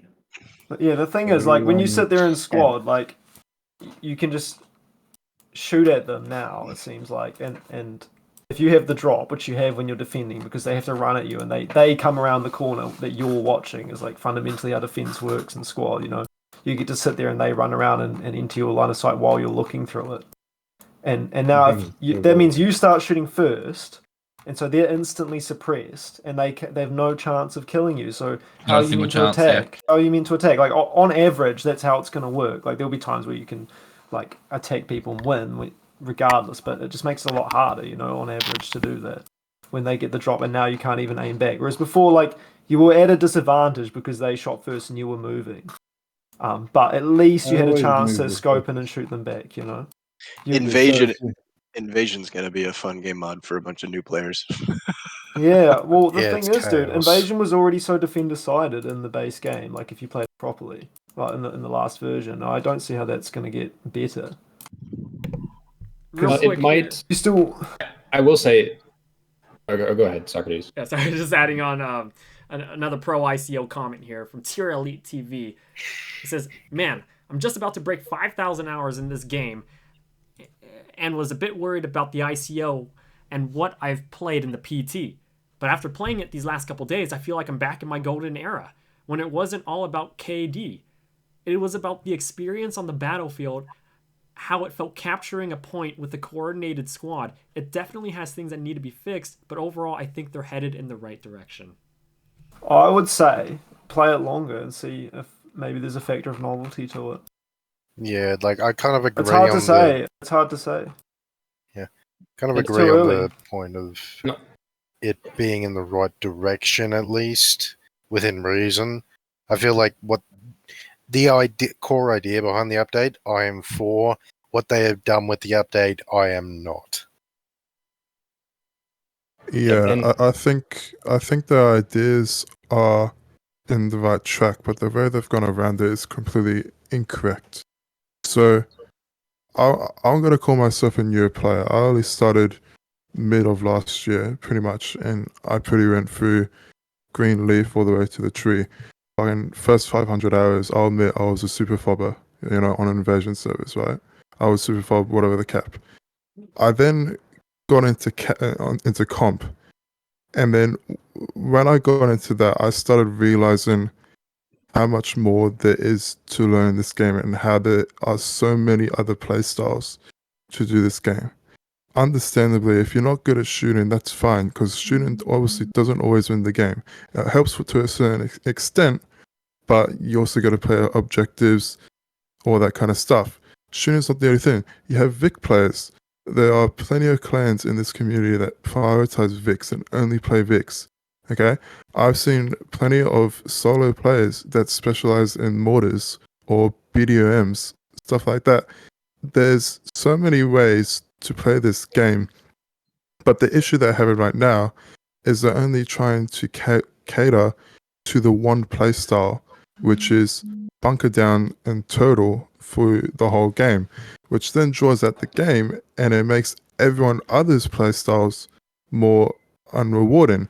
Yes, the Vics are probably having a field day. I know personally one of the guys in the Australian server is trying to go for 200 plus kills now because he's untouchable. We already got it. Yeah, exactly. So he already got 200 kills. We already got it the other night. Yeah, Poor Adrian, that's first Adrian night. can't shoot anything with a hat because he's so much sway, man. Boys are Exactly, 100% like- right. 100%. Oh, like he's Like- Adrian from UD is a god with a hat and lat. He's an absolute god. And like yesterday, he tried to shoot something for the first time. He hit a building. He looked at me. It's like, man, I hit a building. We just had to laugh. Yeah, That's all we can do is just laugh. He spent so long learning all the intricacies and ins and outs of just playing the hat He's kit an and being good absolute at blowing up god, vehicles. man. An absolute unit at that, and now he can't aim It's just properly. destroyed, yeah. and he can't fight the vehicles properly, and he gets farmed. It's like, yeah. I will say so. Go ahead. So to put it into the other side, I play with a separate clan other than UOD. One of the guys I play frequently is a funny bloke, and everyone in the clan, we all know he's not the best player. He knows this, but he still tries his best. He logged on to ICO for the first time ever, and the first message he sent in our group chat was "fuck hard to play." Like, this guy, he's not the best, and he tries, but if that's how the lower minority of the group player base is feeling on a small scale, what's it feeling like on a big scale? Yeah, I do think that the ICO, I think it's trying to solve a real problem, and that problem is there are a lot of players that don't try and use any kind of teamwork and just play the game like it's TDM. I think that's an actual problem, but I don't think they chose the most direct way to solve that problem. Yeah, I don't know, dude. I don't know that those players as a group are even that many people. And I also think a lot of the bad play you see is literally just people who don't play the game a lot and don't really know what's going on. And that's why you see them do bad stuff. Or they're guys who don't have a mic or want to use a mic really and things and shit like that. Just maybe younger people, all sorts. Well, it's just an inherent problem of the community. Well, I think we're probably more privileged here because we probably all play on pretty experienced servers. Like I play on servers where most of the players will have like thousands of hours. Yeah, and it's and not do you get necessarily you get a decent playing experience on those servers? For the most part, there are still there are still teamwork. Let's so that show is the there are still moves. teamwork problems on in most squad pub matches, like pretty serious ones where people go out of their way to try and find gunfights, but aren't actually trying to contribute to the objective overall. So I'd say that is a real problem. Socrates, but I don't think the ICO actually solves that in any way. But anyway, Socrates, what was that comment that you had just read? Because I wanted to make a point that actually Karma made. From Godfather? Started with yeah. Give me just a second here. Let me gotta scroll up a bit. Okay. I'll read it out. Let me know if I'm hitting it in the dot. So it says, yes, I'm used to controlling recoil. He played with a PS4 controller.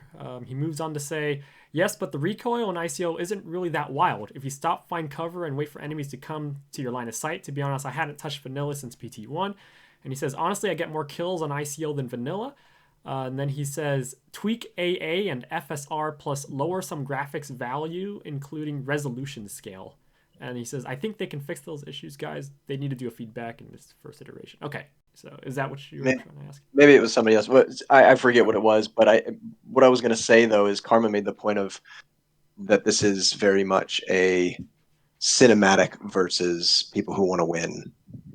Right, that's like the divisive line, and I actually really agree with that. I do think that there's a real sense of there is a community of players that really wants to feel like they're in a movie versus people who want to go in and it's 50 versus 50 versus 50 aspect. I want to go in and I want to go win, and I think that there's a real that's going to be a really difficult bridge to gap between those different player bases.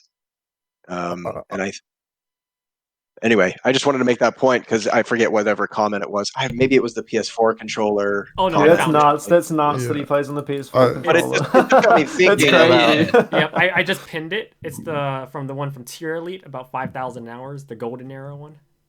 Yeah, he plays on a controller. What a nutter, dude! That's crazy. Respect. Yeah. Anyway, it definitely feels like there's there's a large community of people who want to jump into a game and feel like there's bullets constantly flying over their head. And I think that there's also like this, I would say probably the majority of us here who have thousands of hours or at least several hundred that want to go and win and have fun and strategy and that's I always, from my point of view, like the fact that the shooting is smooth in the previous version and quite snappy, like, yeah, that's an advantage for me, but it's also an advantage for the other guy.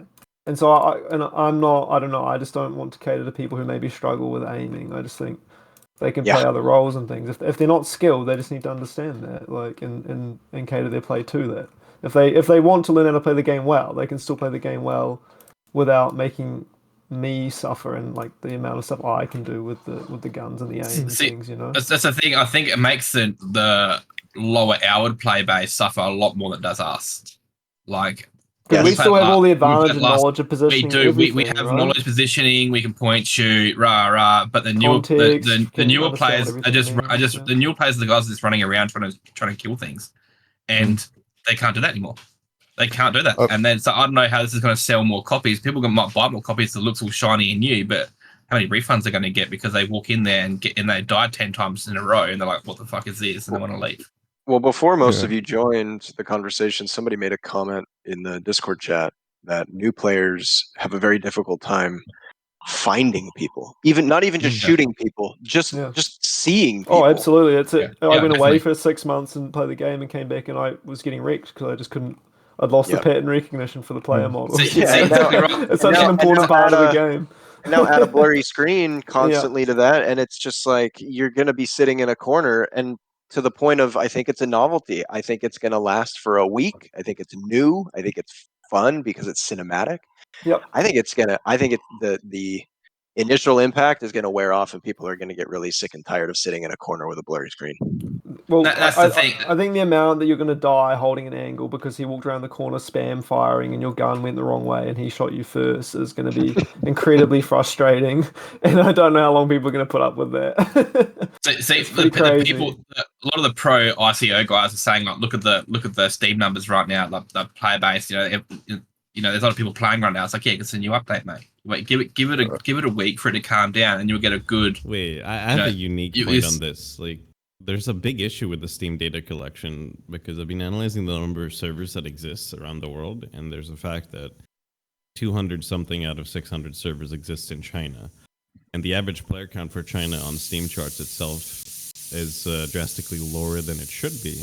Therefore, there's a tracking issue that's occurring from the China side for sure, as well as the fact that you got some headset on your mic, by the way, dude. But yeah, I like quite bad headset. If I remember correctly, there was. I like the point though. You should continue. You should let him continue. Yeah, but let me just finish, and then you guys have it. But the point is, like, there is this existing gap where a lot of the North American, European, sort of English-speaking, non-Chinese player base has slowly been disappearing to only get filtered out by a Chinese player base that hasn't been accounted for anywhere. People are saying, the numbers are rising, but statistically, it's only a number that is fielding towards these Chinese servers that are existing and in a note to that about the influx of like Chinese players and type, Australian players. It isn't a. I'm not going to call it a problem, but there is definitely a lot of non-English speaking players that tend to flood into Australian servers as well. Even honestly, recently into US servers as well. I'm on the West Coast. That's the thing, dude. Chinese players, from what I have gathered of them, are very competitive in the game, and they don't treat it in the way that a lot in the West do, as like a Milsim. See, a lot of Inception guys that play on Australian servers, or we play on American servers. Sometimes we play that for ping practice. Like that's what we do for comp. We want to get that. We want to use that ping to practice. We're playing a comp game on the weekend. We might be playing an American, like an East Coast server or whatever. We want to practice that ping. I don't think non same language speaking people playing on different servers is like an issue. It's like nothing. Doesn't matter. But we did have a Chinese guy come in here last night in the podcast, and he was saying that he spoke to a lot of his mates. Like, he's part of a comp scene in China, and that the response to the update is not good at all. And the Chinese do not like it at all. Like they're hating it. But the thing is, you're getting that from only the comp players that you know, because you would never speak to a Chinese puppy, so it's hard to gauge. Yeah, exactly right. Yeah. I believe from memory, the Chinese players couldn't reply to the Google Doc questionnaire that OWI sent. So they couldn't even give their feedback. Of the player base. They couldn't fill out the. As I said last night on the podcast, so they couldn't actually fill out the form for the playtest. Wow. Yeah, and I think that's a major issue considering it's such a big chunk of your players. You know. Real quick question here from Serto. He says, "Are Chinese puppies even a thing?" Yeah, they are. All Chinese puppies play like your 5,000 hour like SL main, dude. They all play like that. Come play ABG at DJNM as well. I'll show you. Chinese gamers are hardcore, man. Yeah, they're hardcore. They play to win. Every game they play, they are hardcore. I dropped a squad of Chinese puppies off. I forget what server I was in. It was the other day before the update went live. And I dropped him off at a field that was next to where he wanted to go, like literally one tree line over. And he started screaming at me over the mic. Yeah, dude. A lot of those guys watch comm matches too. They have their Chinese website where they re-upload all the Western Chinese YouTube. And they just get loads of views, dude. Heaps of comments. All the Chinese puppies love the comp, dude. They all follow funny. That's cool. It's really cool. You're not versed in a Chinese puppy unless you get QE spent 200 meters away. Yeah, exactly right. So, quick question here. MJ Blackman89 brings up a very interesting point. So I'll read it out and then I'll chime in here. Ultimately, the game has just lost a lot of fun. I don't feel much of a reward when playing. So to everyone here, my question to everyone is like, what kind of reward are you guys looking for? Like the individual or like the teamwork, or what kind of, where does that entail? Well, personally, I'm looking at squad reward. Like when I play my mates, we want to get we want to flank, get kills, and have fun with the strategy. You know what I mean? Communicate with each other. That's the reward for me. It's the whole wraparound experience from the rollout to the final ticket, dude. Like how you beat the other team is that's the strategy and the fun stuff. You do everything you can to use all the mechanics just to win, dude. Exactly right. And you hope they do the same to you because it'll be a good match. You know. MJ Blackman's got a good point where he says it doesn't feel like much of a reward. It does feel like a chore now when you shoot a lot. The whole point shooting thing, just sitting there and just shooting people in one spot, it does feel like a chore. You don't feel like you have the freedom to move around anymore and change position a lot. You're sort of stuck in that one spot. It does feel like a chore sometimes. It does, yeah. I play because I think it has pretty good tactical depth. I think there could be a lot more they could do in that area, but that's why I play it. And this update feels like they've basically made it so you have to reify like whatever position you're currently fighting from, and you don't really get the chance to make the offensive moves that I like to make, or not. Yeah, I just there's less options in terms of strategy now. Even with the suppression, I do think like someone mentioned in chat earlier, how is like they made the good point that how is suppression not an offensive weapon, and it totally can be offensive, but the problem is it's outweighed so much by the other changes that it's not really going to make an impact. And on defense you can also use suppression. Still, that's also a thing. Like both sides can still shoot at each other. I'm going to throw a curveball and say whether it's ICO or pre-ICO, how would you make public games more rewarding to play with teamwork? Easy. Level-based system, level requirement for certain kits, and then incentivization of player XP factor. But that's I don't know, dude. That's a bit rewarding individual. That's rewarding Hell, individual play. Well, then you can reward teams as well if they do the. You remember they wanted to do a loadout-based feature a long time ago for the entire team. Dude, it needs to be done through the spawn mechanics, through the spawns. You need to like be reliant on each other to spawn in for the game to work. That's how it needs to be. The squad needs to rely on itself as a unit. You know. It needs to be introduced to the spawns and the rallies and how you move around the map. I would really enjoy 9-man rallies again. Yeah. Can you refresh my mind about how current rally mechanics work right now? Well, at the moment, you got to be in SL. You've got a rally in your inventory at the start. You can place it with one squad member next to you. And once you place that rally, you can't place a new one until you either rearm off a rifleman or a vehicle or a hab, or you pick up your existing rally, which almost never happens because it's an inconvenient thing to do. Spawn time is every 60 seconds, and the whole squad can spawn off that rally at the same time. At 60-second marker. 60-second waves, and it just rolls around. Where it used to be, your rally had a set point of spawns, which was 9. So you always had your 8, and you always left your last spawn for the squad leader to spawn in. Which I don't think is perfect. I think that has problems, but I can see that I like the thinking it incentivizes. I like the play it incentivizes. I don't know if it's the best way to do it though. I like the direction it pushes it. I like rallies being powerful because it means that squads stay together more. I think that is an overall positive influence on the game. So like I guess basically the way I would change it is basically make habs less powerful in comparison. I don't know how that would work, but I like that you can instantly spawn, but there's limited amounts because it makes a rally way more viable to defend and play off if you have that. And it's more strategic. But you can strategically use that ability, and it's like another like meta aspect to it that is just skill based. You just got to be good, and you can use rallies better.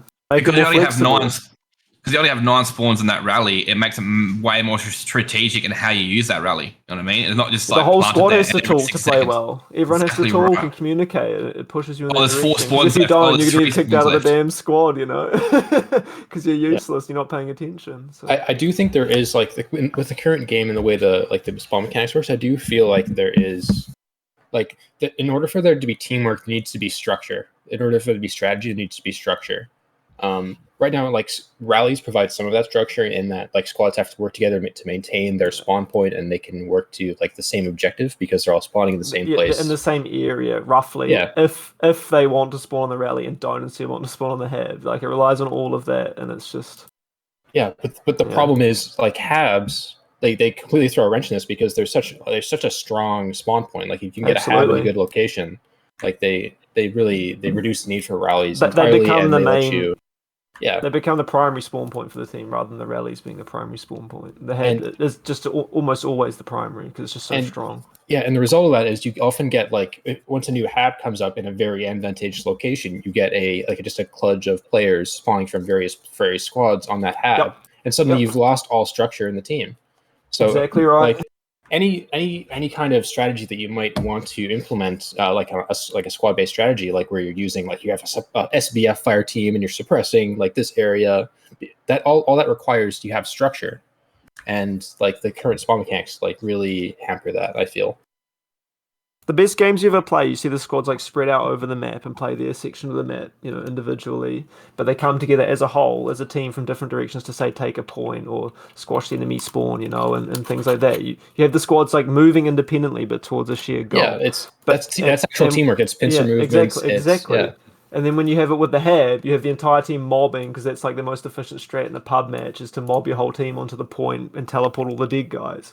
That's the current best strat because the hab is so strong and the rallies are comparatively very weak and hard to set up.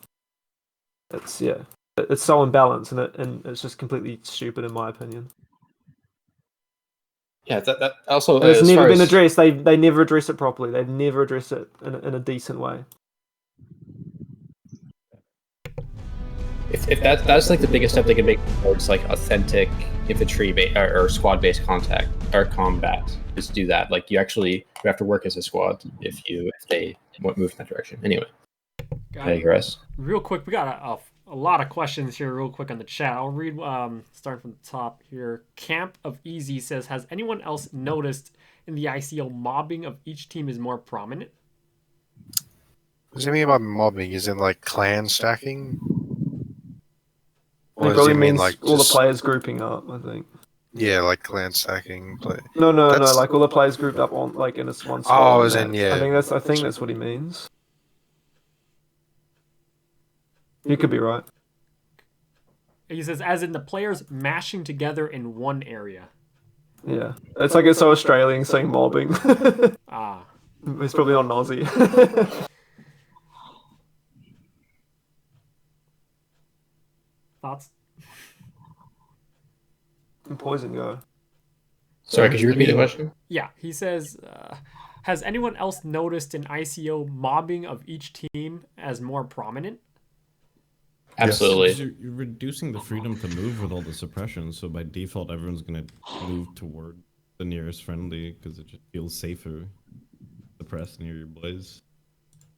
So, in a way, WI has achieved one of their targets was making, in a way, no more lone wolves. So I've played since last night, and I've played a couple games before jumping on this, and I have noticed that there isn't many lone wolf players at all anymore. When I look at the map, I always see squads playing with each other. But in saying that, that has also obviously made vehicles and even mortars extremely overpowered because of how tight you have to play as a squad now these days. People are still figuring out how to stretch out as a squad rather than stretch out as a team, and people are still clumping up where you have 15 to 20 people in different squads together and not playing spread out how they used to before pre-ICO. I would counter that and say that the really experienced players like myself and others who are in here are going to recognize that and take full advantage, which I've already done, and I've only played 4 games and I've already done it, and it was very effective. And Bishop and I were talking about it earlier. I actually think it encourages lone wolf play because as a single person now, you can hunker down an entire squad with some very minimal output. I don't even have to push a hab anymore. I can just sit back and fucking spam it. Yeah, but that works best for the people that know how to play this game. Whereas right. So the people that still struggled. Right, but that's my point. Is it puts those new players and it puts those people at an even further disadvantage. Right. So it's this idea that it's going to encourage people to work together as a team. I think what it's doing is it's just encouraged people to clump together as a team. And the people who are experienced are going to recognize those opportunities and exploit them. And that's what you're seeing right now with vehicles, with experienced players going off with whether it's the marksman rifle or a machine gun and just sitting down and just. It's very abusable. I it's think. very abusable. Yeah. And the thing is, like, before you could like shoot at these people, but you still at least, even if you aren't that good at squad or understand the meta, like as long as you can sort of move a mouse decently, there's a chance you can still beat the guy, because you can see where he is, probably better than before, and you have a chance to shoot him back. And if you've played other shooter games, you'll just have that ability. Whereas now it seems like it's made it so obscure and so hard to figure out where you're being shot from that you never like play long enough to learn. If you're a new player, for instance. And you don't get that reward of wrecking dudes, because there is like a personal progression in the game where you do get better and it's fun to wreck people. I feel like that's through every game though. Yeah, exactly. I feel like something that hasn't really been, and this is also another issue I have with the game, aside from the gunplay, is there's just not enough shit to hide behind. Yeah, map design's always been a bit flawed. If you're gonna put this type of gameplay into the game, such as massive suppression, inability to locate targets, you're going to be caught out in the open 80% of the time. Like that's why Nava is the best map in the game. Like, there's just nothing to hide. There's no debris. There's no if they're going to go to this level, in my opinion, they should be adding a lot of debris and objects into the roadways, into the side, everywhere. More buildings, because you gotta have somewhere to take cover. It's just fucking shit right now. That's completely reasonable. Like the maps just aren't built for this version. No, at all. Yeah, that's true. As far as the suppression goes, we're probably rehashing this at this point, but I don't really see the problem with like one guy being able to lock down an entire squad if they're all stuck in one building. I feel like that's how that situation should go, in my opinion. I'd be fine if that's like the case. Like, in order for you as a squad to be able to work together, what you should be doing is you should have a couple people in different spots with intersection fields of fire, and if one guy gets suppressed, the other guy pops out and shoots at that guy. So I think that's I think the current they need to tune the suppression, but I don't mind suppression as a mechanic. And I do think before you already could pin down a group of people if you played it carefully. You could do things like that. You couldn't sit there just spamming at them in the open, probably, because one would peek you. But you could play it in a way where, if you're careful, you can hold up 3, 4, 5, 6 guys in a building because you're already watching it and they have to peek into you and they don't know where you're looking at. It's like a force multiplier where you can suppress, you can affect people from holding angles that you don't actually have immediate control over just because you're shooting that area. So that's what it adds. But you can argue whether or not that's a good or bad thing. That's the effect it has. My problem with that is that you add that ability, but you do it by removing the other guy's fundamental ability to use the game mechanics, like aiming and stuff. Like, you make it very I would say it's painful as a long time player. I wouldn't want to sit there and have to deal with that all the time. Like, the sort of increased randomness of it is just really quite painful. Yeah, I don't know. I'm very biased on that, but it's just that's how I feel about it. Really quick here. So we got a bunch of questions, so don't mind me. I'm going to read the next one here. Sertal946 says, thoughts on limiting the number of habs available at one time?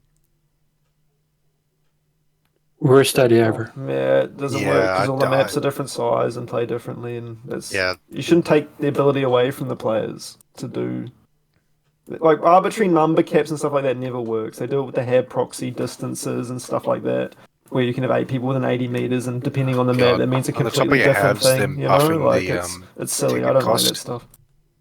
Then buffing the ticket cost of habs, radios when they go down to I forgot what the buff was, but it was definitely a lot higher. I think it went from 10 tickets to 20 or something, I believe. I think radio should cost less. Yeah, the thing is, like, on paper it's a good thing, but you don't realize in pub matches there are a ton of new players or SLs that think they have a great grand idea, go off and place a random toe fob in the middle of nowhere, or just go spamming a bunch of random fobs that'll immediately get taken down. All it is a ticket sect. Yeah, and the other thing is, because of the way the rallies are quite nerfed and very hard to use, using a hab to attack is such like an important thing in the game at the moment, because it is your best avenue for attack is using a hab, which requires a radio. And the fact that radios are so expensive, if you ever failed attempt where you place a radio to help take a point or get map control, and you fail that because it's a risky play, the punishment is enormous. 20 tickets is not a small amount, you know, it's a lot. Hell no. Especially if so much, and because of the way the game's designed, the philosophy, that's the best way to do it, and it doesn't make sense to me. It seems like this game just is like progressively getting more punishing for making a play. Your literal safest option nowadays is just hunker down. It's literally promoting super fobbing and hunking down. The solution is pretty simple for habs. You make spawning on a hab cost ammunition. That's all you have to do with that. Then you solve everything. You improve the value of a rally point. You make it so that building fobs behind enemy lines is a lot harder because you need to supply them to spawn there. And then you solve the problem with spawns and the logistics issue. Yeah, I agree. That's an interesting idea. That's something that they can interesting try. idea. I don't know how I feel about it, to be honest. I have to think about it a bit, but it's interesting for sure. I like the idea, but I think the ammo cost needs to be really low for that to play like effectively. Yeah, I've got a more radical idea when it comes to this. If you guys want to hear it, I just think you're asking. I think you're asking a lot, though, of a community. Yeah, like as much as we want to talk about it here as really experienced players. Yeah, we got to realize we're gonna. That's a really tough logistics. You know, that logistics in itself is a struggle already. Yeah, and it's. See, I think the thing is, if the mechanics were hard and required thought to work, you would get people doing it who enjoyed putting in that effort to get the reward. You know, if you play it well, it has quite a big reward and it can be very useful. Whereas if you make the mechanics really quite difficult in terms of like just mechanically not making much sense or difficult to use or sluggish and things like that, people aren't going to do those things. Or when they do it, people are going to get annoyed because it's not done well. Like, if you see what I mean, like if the mechanics are smart and clear to do, and there's like depth to it and the simplicity, then people will get good at it, you know? And people will just stick to it because they enjoy that whole element of strategy. And that's how you develop the player base, because people can clearly see how if you put in time and invest effort into thinking about how to do a thing, you can get better. Well, that's literally what you want out of the community. Good. Yeah. The thing is, when you a lot of people, like me for instance, I used to drive logistics trucks all the time in Project Reality. All the game, several games in a row. That was what I did, drove around. And the thing is, you have people in the community who are willing and able to do that kind of stuff, but the current mechanics is set up so that you just drive up, drop the hab, forget about it. So there's no support for actually people playing like that. And if you introduce a mechanic that makes people play like that, the people who do it will do it. Exactly right, I agree. Not only that, what it does is it oftentimes it'll separate squad leaders from their squad, because they've got to go, because like squad leaders are the ones that are tasked with building these fobs and maintaining them. That means they have to pull double duty. They have to both manage their infantry, they need to make sure they're doing what they're supposed to be doing, and they also have to be managing logistics, because they're the only ones who can place radios, so they have to be the ones working on this sort of thing most of the time. Yeah, and it's very frustrating. It becomes a meta chore. You have to do it because it's the best play, but it takes you away from probably what is the interesting stuff in the game, and makes you do stuff that should be for a specialized guy who, if is good at the role, can like make an actual difference, you know? Yeah, but instead it's just foisted onto the guy trying to run the pubbies. It's his job now. Yeah, it just feels like this game's attempting to get a new player base and not caring or shoving out the old ones. Like, I don't feel urged to play the game anymore. I don't. Kind of just wit's end. I'm burnt out from dealing with squads crap, really. Got it. I'm on the opposite end. I really enjoyed the previous update a lot. I played it all the time, and I still enjoyed it. But anyway, I do want to say that Habs are a very well. I'll call them like they're a polarizing mechanic, or they're a centralizing mechanic. So they're very hard to balance because they're the fundamental thing that they do, the fundamental mechanic that they introduce, is so big that it becomes a very, very hard to balance with just squeaking numbers. So any kind of way to adjust the effectiveness of Habs and make them more healthy for the game is going to be a paradigm shift, like what was talked about with consuming ammo for spawns. Maybe introducing it's a big deal. It's a big deal. Supply like introduce a third kind of supply or something. I don't know. Yeah, it's going to be big.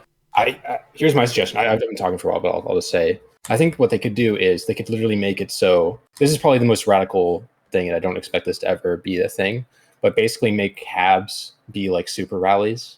I made the suggestion in the Discord and people hated it, so there's that. But basically, if you're an SL and you go to a Hab, you can set that Hab as your squad spawn point, and you get the added benefit of having faster spawns. You get like a more durable spawn point. But as soon as you place a rally or you move somewhere else, as soon as you place a rally somewhere else, then you can no longer spawn on that Hab. So Habs are not global spawn points. That's what I would do. I know nobody would like that, but yeah, I don't know. Because you sacrifice the map to have your guys on the spawn. Yeah, it means like it means like I like it. I just the polarization of global spawn points, like it's just too much. So you got to do something drastic to deal with it. Yeah, the teleporting is an inevitably cringe thing that comes out of having Habs as they are. Like they need to drastically change, I think. But the thing that implies is that if your rally gets wiped and your entire squad dies, it means you're spawning at main. That's the only option. So there have to be some middle ground there. But yeah, it's pretty. I don't know. I think it'd be fun. To just default. Awesome. If I can chime in real quick here, got a bunch of questions that we still need to catch up on. But I know we talked on this topic earlier in the first hour, but I'll read it again because I know in our voice chat here we have a couple new people, so if they can chime in on this question that we talked about earlier. This is from damn it, I lost it. Hang on. From Duda360. He says, "Hey guys, can we talk about everyone's experiences with games now taking almost 1.5 to 2 hours every game now for AAS/ROS? Post ICO has seemed to cause a turtling meta of not attacking and very slow ticket drain due to less fighting happening. Seems we are heading to a very defense-based meta. What are your thoughts?" My opinion on that is that, okay, I can start with saying that I probably have a different opinion about the ICO than a lot of people, and that is that it has changed absolutely nothing. And I think a lot of this defensive meta is just because people have that attitude when going into the game because the update is revolving around this. I don't think suppression is an important or effective mechanic. It doesn't do anything. And the people who play it are just LARPing, basically, because they're experiencing something new. So it's just the people playing the game poorly. I'd say that's probably true. Like, fundamentally, the game will still play out in a similar way, but it's just maybe a less rewarding way for it to happen. It doesn't actually change the fundamental way the game works at all. Yeah, I think this update has also brought the game back to a honeymoon phase, if that makes sense, where people are still trying to figure out the best way to play this game, and they resulted back to one of the earlier ways on how to play the game, which is just purely total. No one really has fully figured out how to attack seamlessly yet. And I think if people do still play it for more than a week, they'll probably find that out. But I would say for the first week, it's going to be really total heavy. And then next week, you'll probably see some more changes. One thing I want to point out, and I think I mentioned this some other time, we were talking about this, but because that they've effectively reduced lethality in the game as far as infantry goes, but they've maintained the same spawn mechanics. And what that's going to mean is that it's harder to push spawns.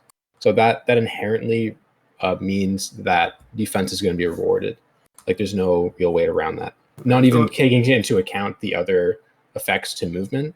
It's just such a big it's really hard to overcome that. Yeah, the thing is, the defenders were already rewarded massively because they have their spawn set up. They can listen to the other team come in and squash the spawns as they put them up. So defenders have always been rewarded. They also can sit there and watch the other team push across at them. So how the games go won't change. Maybe it'll be a bit more imbalanced, but it hasn't really changed what happens in a game. It hasn't done anything to change that. Awesome. Again to the point, though, I think the biggest point that we have been making so far is the people that are the most affected are the newer players or the less experienced players. I don't think it changes for us. We will adapt. I'll stop playing. So. No, totally. I can't even play without getting nauseous. So I've got to fix that first. I was getting bad enough frames in the previous version. This gets worse every update. Shocking frames. But truly, that's truly what's happened, and I agree with you. You know that it doesn't really change the meta that much. I mean, maybe a bit more defensive, but not that. Maybe it slightly modifies how it plays out, how quickly and. But it's truly hurting the newer players more. But I don't know. Maybe that's their whole goal, is they just want this to be a movie, not a game. The problem is you can only do that for 20 games, and you start noticing the patterns of how the things work, and it's over. I am Once really you start paying attention to that, it's over for them. Yeah, it's kind of the thing. You watch a movie once, you really like it. If you really like it, you might watch it every now and again, but you aren't gonna watch the same movie 20 times in a row. You're gonna probably get sick of it halfway through the second. I can tell you if you watch a movie 20 times, you'll start having issues with the way that the director shot parts of it and stuff. Like, you're going to start. You're gonna not like bits of the story. You're gonna develop OCD for how bad it is. Yeah, you're gonna notice a lot of flaws pretty quickly. Oh god! And as you know, Doc. Yeah, he just uninstalled. Yeah, Doc TK. Oh, Doc TK. Oh, sorry. Yeah, he's actually uninstalled the game. I'm not. Yeah, I don't really want to play that. It's just the same thing, but I'm seeing a lot of. So. I'm seeing a lot of people from the OC community. Obviously, the other thing when I'm in, yeah. a lot of them are actually just straight up uninstalling the game. Yeah, I mean a bit of it's protest. Like I was nearly off the game. You know, I mean, I have 5K hours, and I like with all this problems with spawning and things like that listed and all the bugs. Like it has worn me out over the years, and I don't play as much as I used to or as enthusiastically. Much the same. And I don't have any motivation to learn how it is now to be decent at it, or a lot better than other people. Yeah, it just feels like it's crap. I learned it in a different way, and it's the new way doesn't seem appealing to me, so I'm not going to waste my time. It's just tiresome. Yeah, it seems tiresome to me. I'm exhausted when I play it now, and I just don't. I already got my teamwork when I played with the guys who were good, and we knew what we were doing, and there was tons of teamwork anyway. So I don't feel like I was ever missing that. And now that I have this, it's like painful, and I maybe get more teamwork, but it's debatable.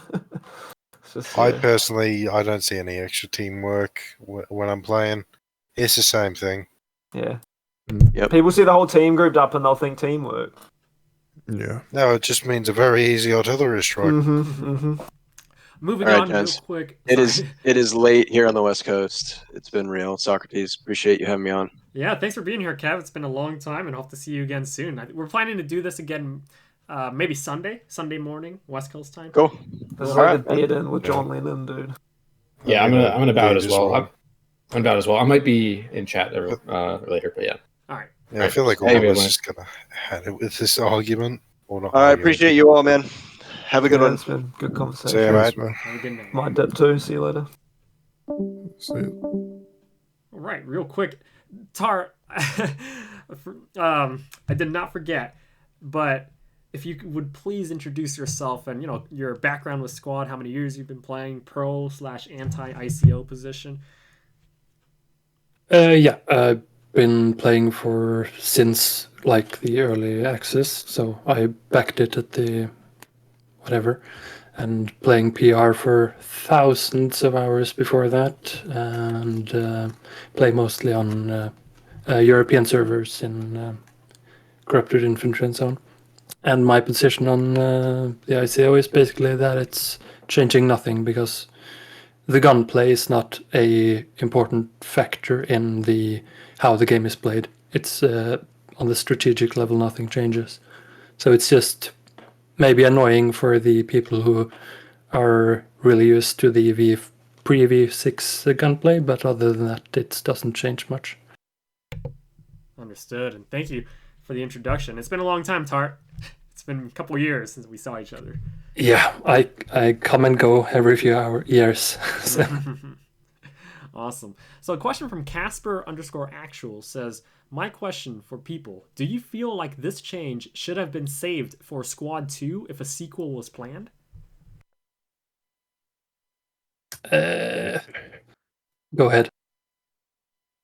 Even if there was a sequel, would it be as popular as Squad is now, or would it just be DOA? That's the question you got to ask yourself, because if you look at the milsim genre in general, there's only one game that really comes to mind when you say milsim, and that's Arma 3, or the Arma series in general. Me personally, I played Arma for like an hour or two, and I absolutely hated it because I wasn't a fan of the milsim stuff. And then I found Squad, and it was it was labeled to me through multiple videos and multiple reviews I saw as a arcadey military shooter, and the key word is arcadey.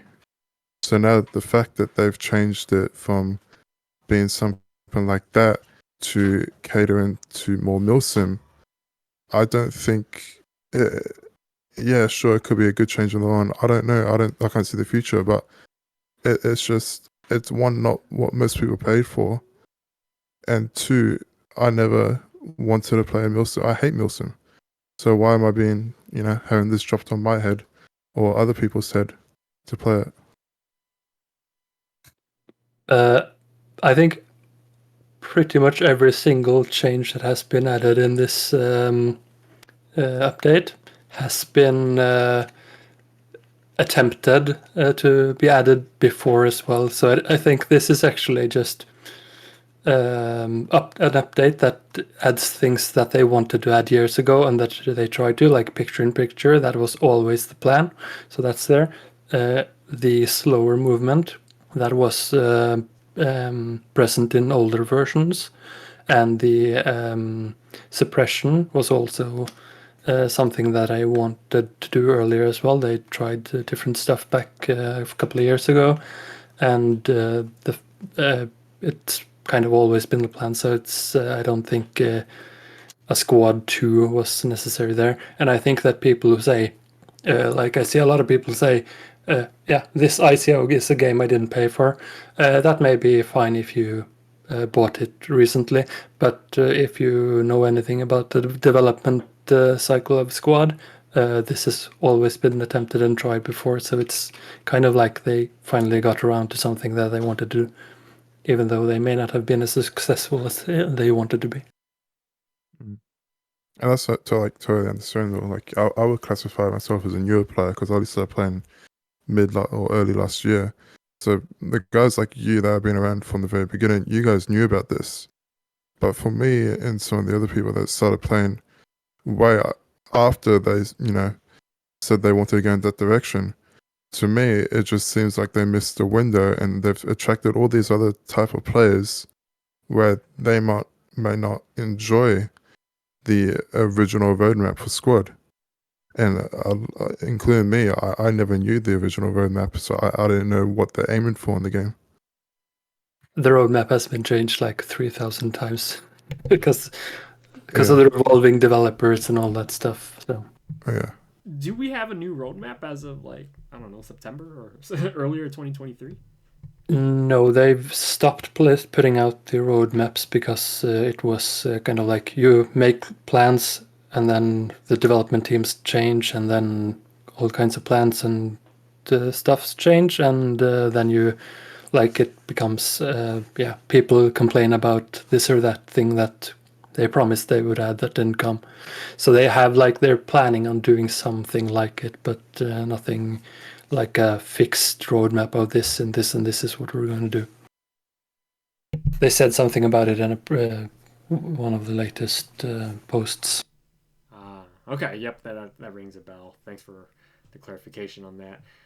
Pizza Man 19764 says, "That's my biggest hesitation with the update. Squad chased away the PR crowd a long time ago. So now you have PR like gameplay being played by people who came for hardcore Battlefield." Yeah, that's yeah. They people don't, the newer people don't see this game as a PR, and me personally, I never heard of PR before I started playing this game.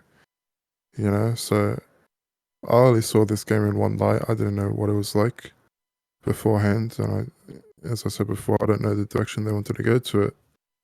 So the people that have been here since day one or way earlier than me, obviously they would have known the roots of the game and the development, but to newer people, they would have never known that it was going to be like this. Understood. Yeah, I think people, Squad is and isn't like PR. A lot of people talk about PR being like, oh, they're trying to make it like PR, or they're trying to make it less like PR. But it's Project Reality is closer to pre V6 actually in terms of gameplay. But Project Reality should not inform anything about the game, and either people who want it to be more like Project Reality or people who don't know what it is should really stop caring about Project Reality, because it's not really important to the development of Squad. It's not like this update made it more like PR. It's yeah. You know, I had a dying question about that. Since you're a PR expert, if you can enlighten me on this, simple question, but if all the PR's mechanics was just simply copy pasted over to Squad, would the reaction copy pasted and considered as the quote unquote ICO update for Squad, would the community have reacted positively, or would it be the same? Not positive at all, because PR is like, it's a mod of Battlefield 2, and Battlefield 2, the engine has a lot of restrictions on what you can do, so it would be decidedly a much worse game. It's like a lot of the mechanics that started in Squad were copy pasted from PR, and there was no granulation in terms of the resources, so you couldn't have like 200 ammo and drop that from a truck to a hab, for instance, or you had ammo crates in this case, but so you had you drop an ammo crate that has fixed amount of ammo in it. If there's an ammo crate there, you can build a hab there, and then you only take from and you can't resupply or anything, you just need to drop more ammo crates. So it's a lot more restricted in terms of what you're doing, and also in terms of the gunplay, how you could implement any kind of suppression, how you could implement, you could not, they tried picture-in-picture there as well, but that was horrible because the engine was not made for having two renders at the same time, so it was awful on performance. Everything is awful about PR in relation to Squad. There's a reason why I play this instead of PR now. I see. I want to backtrack real quick to SMR Official's comment. He says, easiest way to achieve team play, this is it relates to our question number 10 on the screen. Easiest way to achieve team play, stop lone wolfing and pushing hard, would have been to punish dead harder. Like just put, for example, 3-minute dead timer or other punishment. People play more carefully, slower. Medics have more value, and squads stick together. Thoughts?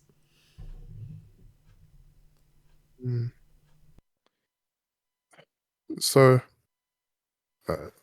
okay. Let's put it. I'm gonna put you in my shoes, for example.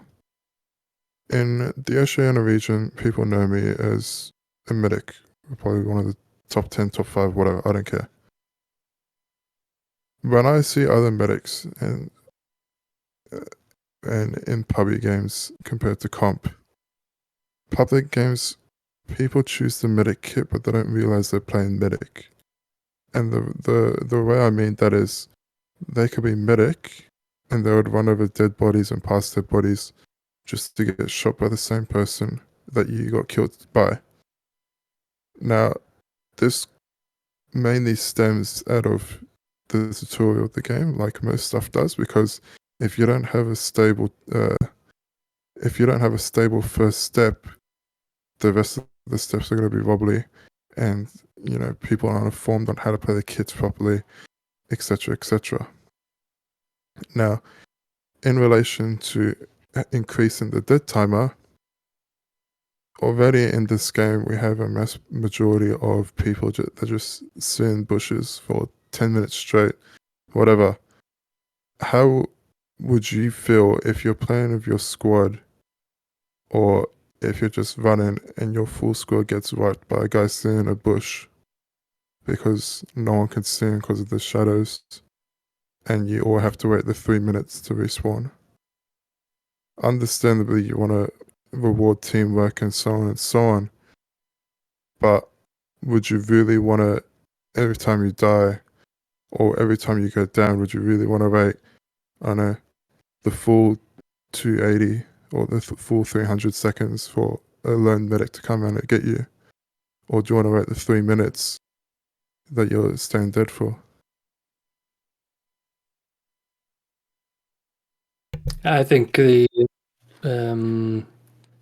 respawn time past, like, there's a cutoff on players around 20-30 seconds.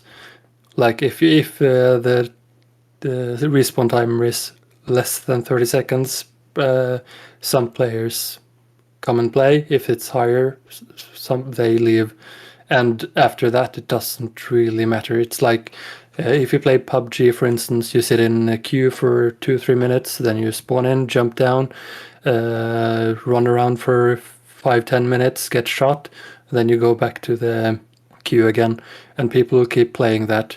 And I think it's going to be much the same in squad. Like you don't really, at some point you stop caring about the respawn time. I often use the respawn command and sit there for 1 to 2 minutes to respawn, because the respawn time is always faster than the walking time. So you always, so that I don't think increasing the respawn time is going to have much effect, other than maybe making some people a little bored. Yeah. And it's like, you gotta put yourself in new players' shoes, like, whether you enjoy how the game is now or if you enjoyed it before, we all have the same goal of keeping this game alive and playable for as long as we can. But if you put yourself in a new player perspective, if you keep getting killed and you keep giving up and you have to wait 3 minutes over and over again, how is that going to make you feel? In the long run, you're just not going to want to play the game because you're going to be waiting up to 12 minutes to run around and stuff.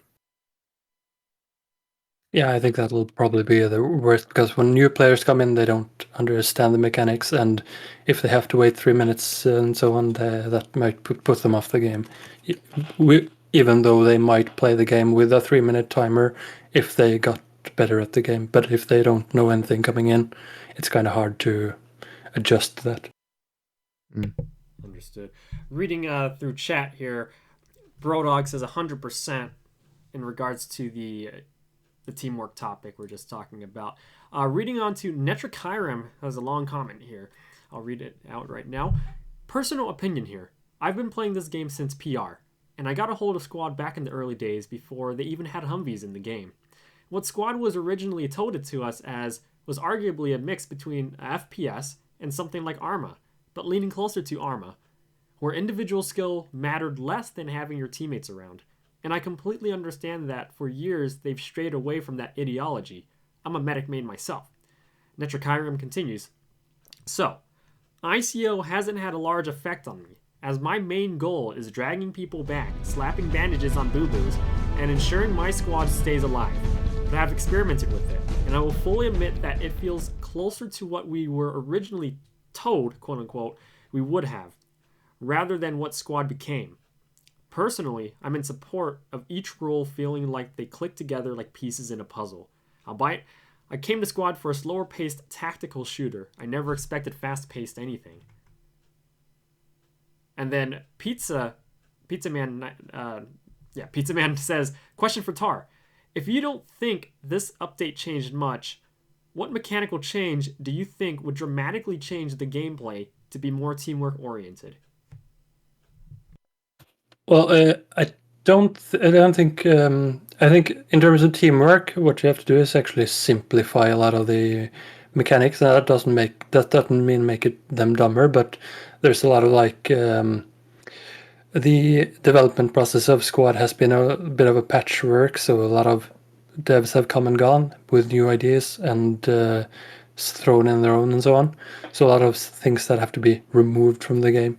There was a time when the body rally, for instance, was for all factions. Well, now it's just for the insurgents and militia, I think. No, just the insurgents. And the body rally, by the way, is just if another squad leader has placed a rally point, you can select that rally point as the body rally point, and then your squad can spawn on that. So a lot of things, like small things like that, make the game complicated for players to understand. There's a lot of minutia, when you take a Logi truck, you should always switch, or almost always switch, to 1200 construction, 1800 ammo instead of the 1500, 1500, because then you can build 2 fobs. And that is a lot of stuff you don't understand because you don't have immediate access to the cost of things. You don't know what you're getting yourself into. So a lot of that has to be reduced and streamlined so that the individual mechanics are very easy to understand but come together to make a more complex game. So that's what has to do with teamwork, improving teamwork, because the biggest problem with teamwork is that people in public games just don't understand the game because there's a lot of hidden information. So that's the problem there. But in terms of actually making the game better, where teamwork fundamentally improves the gameplay, you have, like what I said earlier, just make spawning on habs cost supplies, because then you have to have people driving them, and then driving Logi forwards and backwards, and then you have to have there's restrictions on how you can place fobs because you have to get there constantly and resupply and stuff like that. But I think also the biggest problem is actually the Assault and Secure game mode, because the Assault and Secure game mode means that I also think that in the game attack actually has the advantage in every scenario on the game. If you're defending and if you're being static on defense, you're always going to lose either to artillery or the enemy is going to outmaneuver and take over your fob. What was he saying now? Hang on. Yeah, so the no, I completely lost my train of thought. Hang on.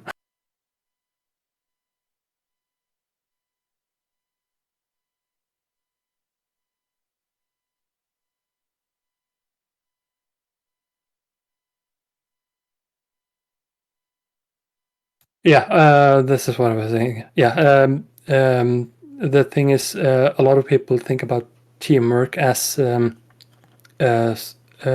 squads working together, and squad is about manpower distribution. You have to get more people in one location than the enemy has, and then have fewer people on defense than they are putting on attack.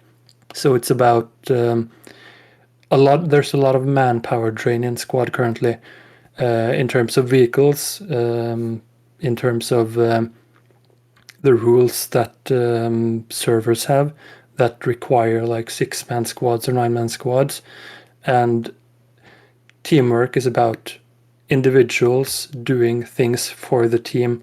So smaller squads that can perform a single function on their own, even as an individual or small groups, that will benefit teamwork as well, because when you have a big 9-man squad, you have one guy in charge of 8 other guys, and he is affecting about 1/5 of the manpower in the game. So that's very destructive to teamwork as well. So there's a lot of like manpower drain that has to be solved as well. And yes, AAS was a problem, because in AAS the objective, if you take an objective, the next objective is going to change. So there's no there's barely any use for any of the emplacements like machine guns and stuff like that. Setting up a machine gun bunker is pretty useless, because if you win, the position that's now active is going to change like 1,000 meters away from there. So now that point is useless. Or if you're on defense and you lose, that it's once again completely useless, in addition to giving up the position of the hab, which is also useless. So there's the AAS game mode means that dogpiling one objective, leapfrogging to the next, and so on, is the meta. But if you take a game mode like territory control, which you all should play more, by the way, you have a position where you can hold one position fixed, so you can have a squad go out there and sit there and hold that position, and that benefits the team because the enemy can't push further on that front while you push on other sides. So basically there's a lot of moving parts that affect teamwork, and there's no quick fix for it, and I don't think the developers are going to do much, because there's a lot of difficult decisions to make. That was very rambling, by the way. Sorry. Yeah, I appreciate the explanation as well, and chat appreciates it too. Aaron, or Aaron, you've been quiet there. Okay. It's dinner time in Oz, so it's probably getting dinner. Yeah. Oh, Mad Moose. Let's see. Mad Moose 17 says, I don't know how to put it into words, but I'm going to try. I feel like my cat just died. Like the squad I knew and loved is gone. After being fueled by rage and nicotine since Wednesday with no sleep, I think I finally just feel sad that I'll never get to experience something I enjoyed so much. It's over. All the fun, all the friends. It's just over, and I hate that. The loss of a video game makes me feel this way. I think if squad isn't working for you anymore, just play another game. It's not a big deal to like. I understand that a lot of people have maybe emotionally connected a little bit, especially if you're a comp player and you're playing comp a lot of time with friends, and then the game you're playing together isn't as fun as fun anymore. And for me, I play squad leader constantly, and 90% of the time the map is in my face. I like gunplay is the last thing that interests me in terms of the gameplay here, so that's why this update doesn't affect me much at all, because I didn't care about the gunplay before V6. I don't care about it now. So if you're playing it for the gunplay, then I think this is can be a very negative update for the U, and that's a bit of a problem. But it's just a game, and there's gonna be more, and maybe they change things in the future that makes squad good again for you. So Awesome. Looks like Netrokairam, let's see, he mentions here in response to Gray. So Gray says, I don't think the crowd that likes cool explosions and the spectacle of a massive beach assault is as niche as they're making out. That's my point. Netrokairam replies to him saying, another big thing is the borderline milsim/milsim community is very visually focused. Go play some Arma. You'll see that Zeus will spend 5 to 6 hours working on a mission to make it look visually appealing. And let's see. And then Netrokairam says, you are the lead developer for a new game. You are creating this game for something you enjoy. You don't entirely care how many people play it. If you make some money, so be it. It's a passion project. You have a list of criteria out. Your criteria might interchange between multiple people or crowds. This doesn't mean you were trying to get those people in.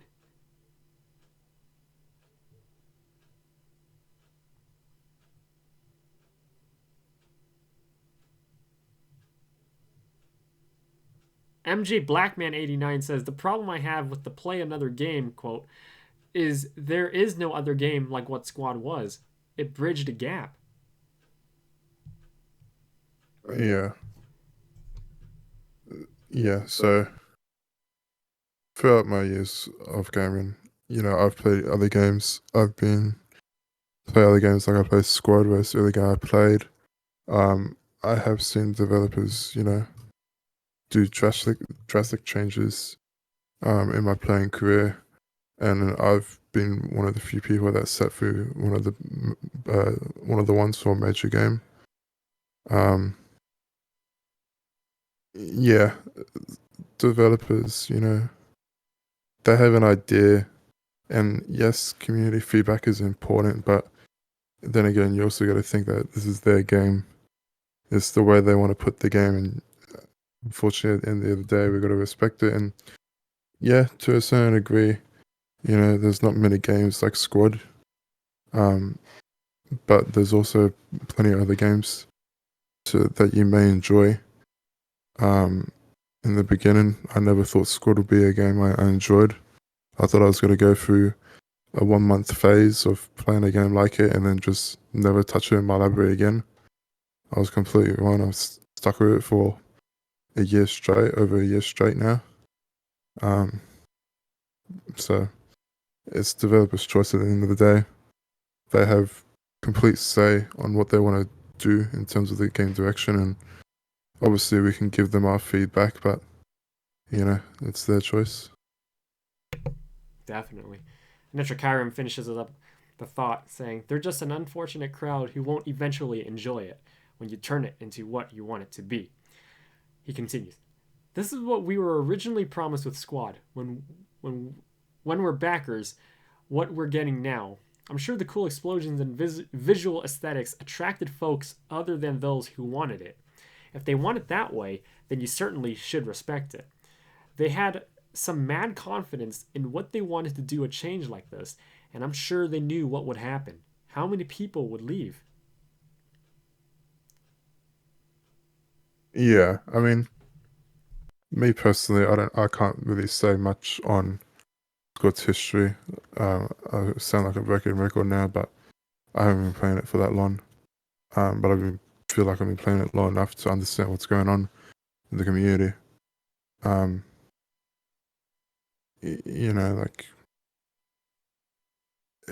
Yeah, people will stop playing.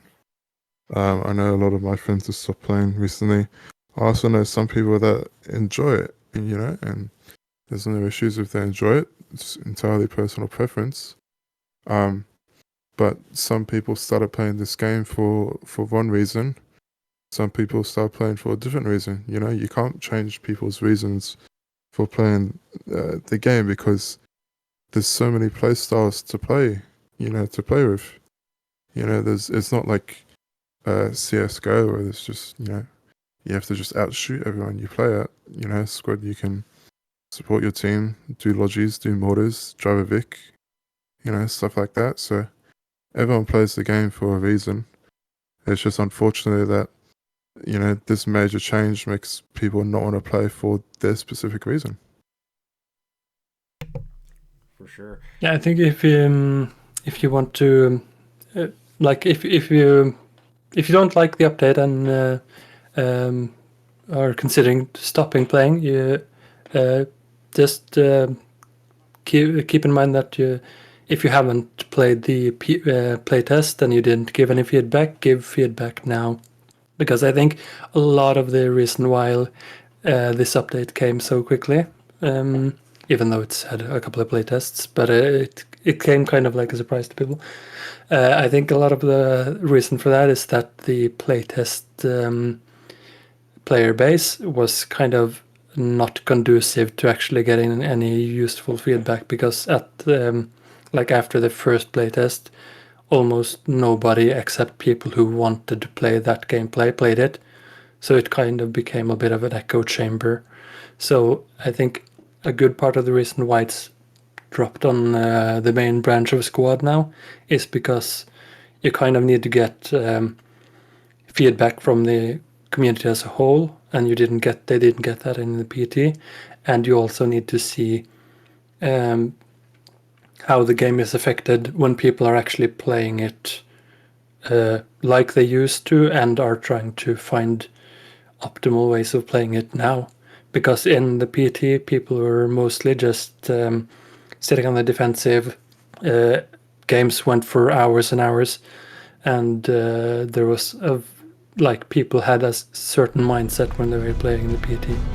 So it's probably dumped on main branch now to get feedback. So you should give your feedback, and don't be snippy or just go on angry rants about it. Just give simple bullet points or short sentences on exactly what you don't like, and just leave it at that, and then the developers will see. I also saw Necroyam said that it's reaching a point of what the developers wanted versus what the players wanted, and probably an unpopular opinion for me. The last thing that a game developer should care about is what the players want, because there's a lot of very bad ideas and opinions that come from a player base that may sound really good but aren't, even though I think, like, okay, in terms of game design, I think most people are bad at game designs, including squad developers, but the player base is usually worse. So there's always going to be controversial changes that people don't like, but it's better to try to adapt to it first. And if you still don't like it, that's fine. Then developers can make mistakes as well, and they usually do. But just give it a try still and see how the update changes how you approach it. Awesome. Tart, Poison, Aaron, I really appreciate all of you, along with everybody that came earlier to, chime in and share your thoughts. Very detailed explanations and very great perspectives. It's very eye-opening. Everyone plays from all over the world, and especially to everyone in the chat as well, chiming in with their thoughts and putting forward questions to everybody as well. Hate to cut it short, but it's almost 3 a.m. here for me, so I got work. But the good news, though, is that there will be a day 3 podcast planning for this Sunday morning at in UTC time zone. That will be 18:00 UTC. West Coast, that's 11 a.m. Pacific time. The podcast, I know a lot of people are probably wondering if this podcast episode will be public. Yes, right after the stream ends, I will publish the podcast immediately, and everybody can check it out. The podcast today for day 2 was 3 hours long. Yesterday's was 10 hours long. Day 3 for this coming Sunday, we're expecting... I really don't want to break 12 hours for that, but... Anyways, putting the word out there. If y'all interested, come back for day 3. Invite your friends. We want definitely a lot of people express that they want a lot of pro ICO players to chime in on the podcast, because as you know, a lot of this podcast and yesterday's podcast is, people are anti. So we've heard all that, but we want to hear a very detailed explanation from the pro ICO players, like what's going on, what makes it attractive and all that good stuff. Yes, Creamy Cheesy, it's Sunday, 18:00 UTC. If you haven't joined the Discord channel, I'm linking it right now in the chat. Make sure to join the Discord channel. The voice channel will be in that Discord, so be ready, be square. I will make an announcement in that Discord, when the time comes that Sunday, like, okay, everyone, Discord's, our Discord channel is going to be ready for the podcast. Same type of format. We'll have the questions up and available. Hopefully we can get some new faces to, give their perspectives as well. The goal is, of course, to have a very civil, educational, informative discussion that will be, and the goal is to get a lot of different people to give their opinions and thoughts as well. And yeah, feel free to forward the VODs to your friends out there who are interested. I know a lot of people couldn't make it into the podcast because of time zone differences. They got work and all that, but no worries. That's what VODs are all for. So before we head out, Tart, Poison, Aaron, if you guys want to say the closing statements, and then we'll go ahead and wrap up for the night. Yeah, thank you very much for having me. I enjoyed listening to other people's discussion. And I always like listening to different people's point of views about this whole situation, about the game we all enjoy playing. So thank you. Yeah, it's gonna take a couple of weeks for things to settle down. So take everything people say pro and anti ICO with a grain of salt, and just see how you like it, and don't worry about other people's opinions, including mine. So thanks for having me. Awesome. Sounds good. I know Aaron's not back yet, but on behalf of Aaron, great to be here. All right. Good night, everybody. Happy Thursday night. Happy Friday. Happy weekend to everybody. Stay safe. Stay happy. Stay healthy. Cheers. Cheers. All right. And the closing music. I got just a song. Treasures untold, how many wonders can one cavern hold? Looking around here, you think, sure, she's got everything. I've got gadgets and gizmos aplenty. I've got tools it and what it's galore. You want thingamabobs? I've got 20. But who cares? No big deal. I want more.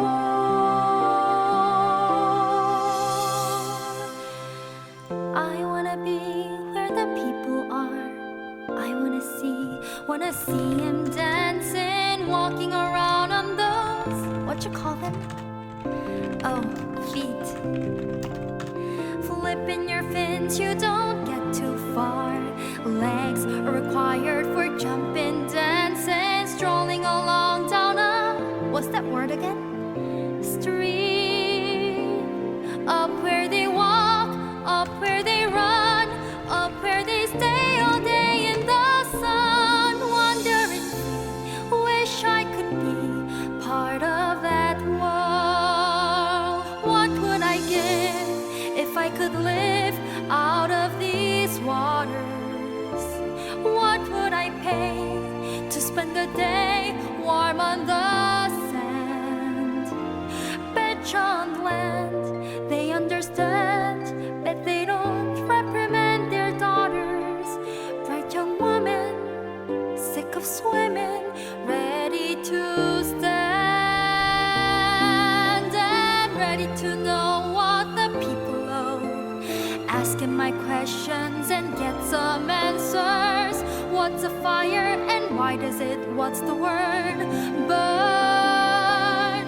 When's in my turn? Wouldn't I love to explore the shore above? Out of the sea, wish I could be part of that world.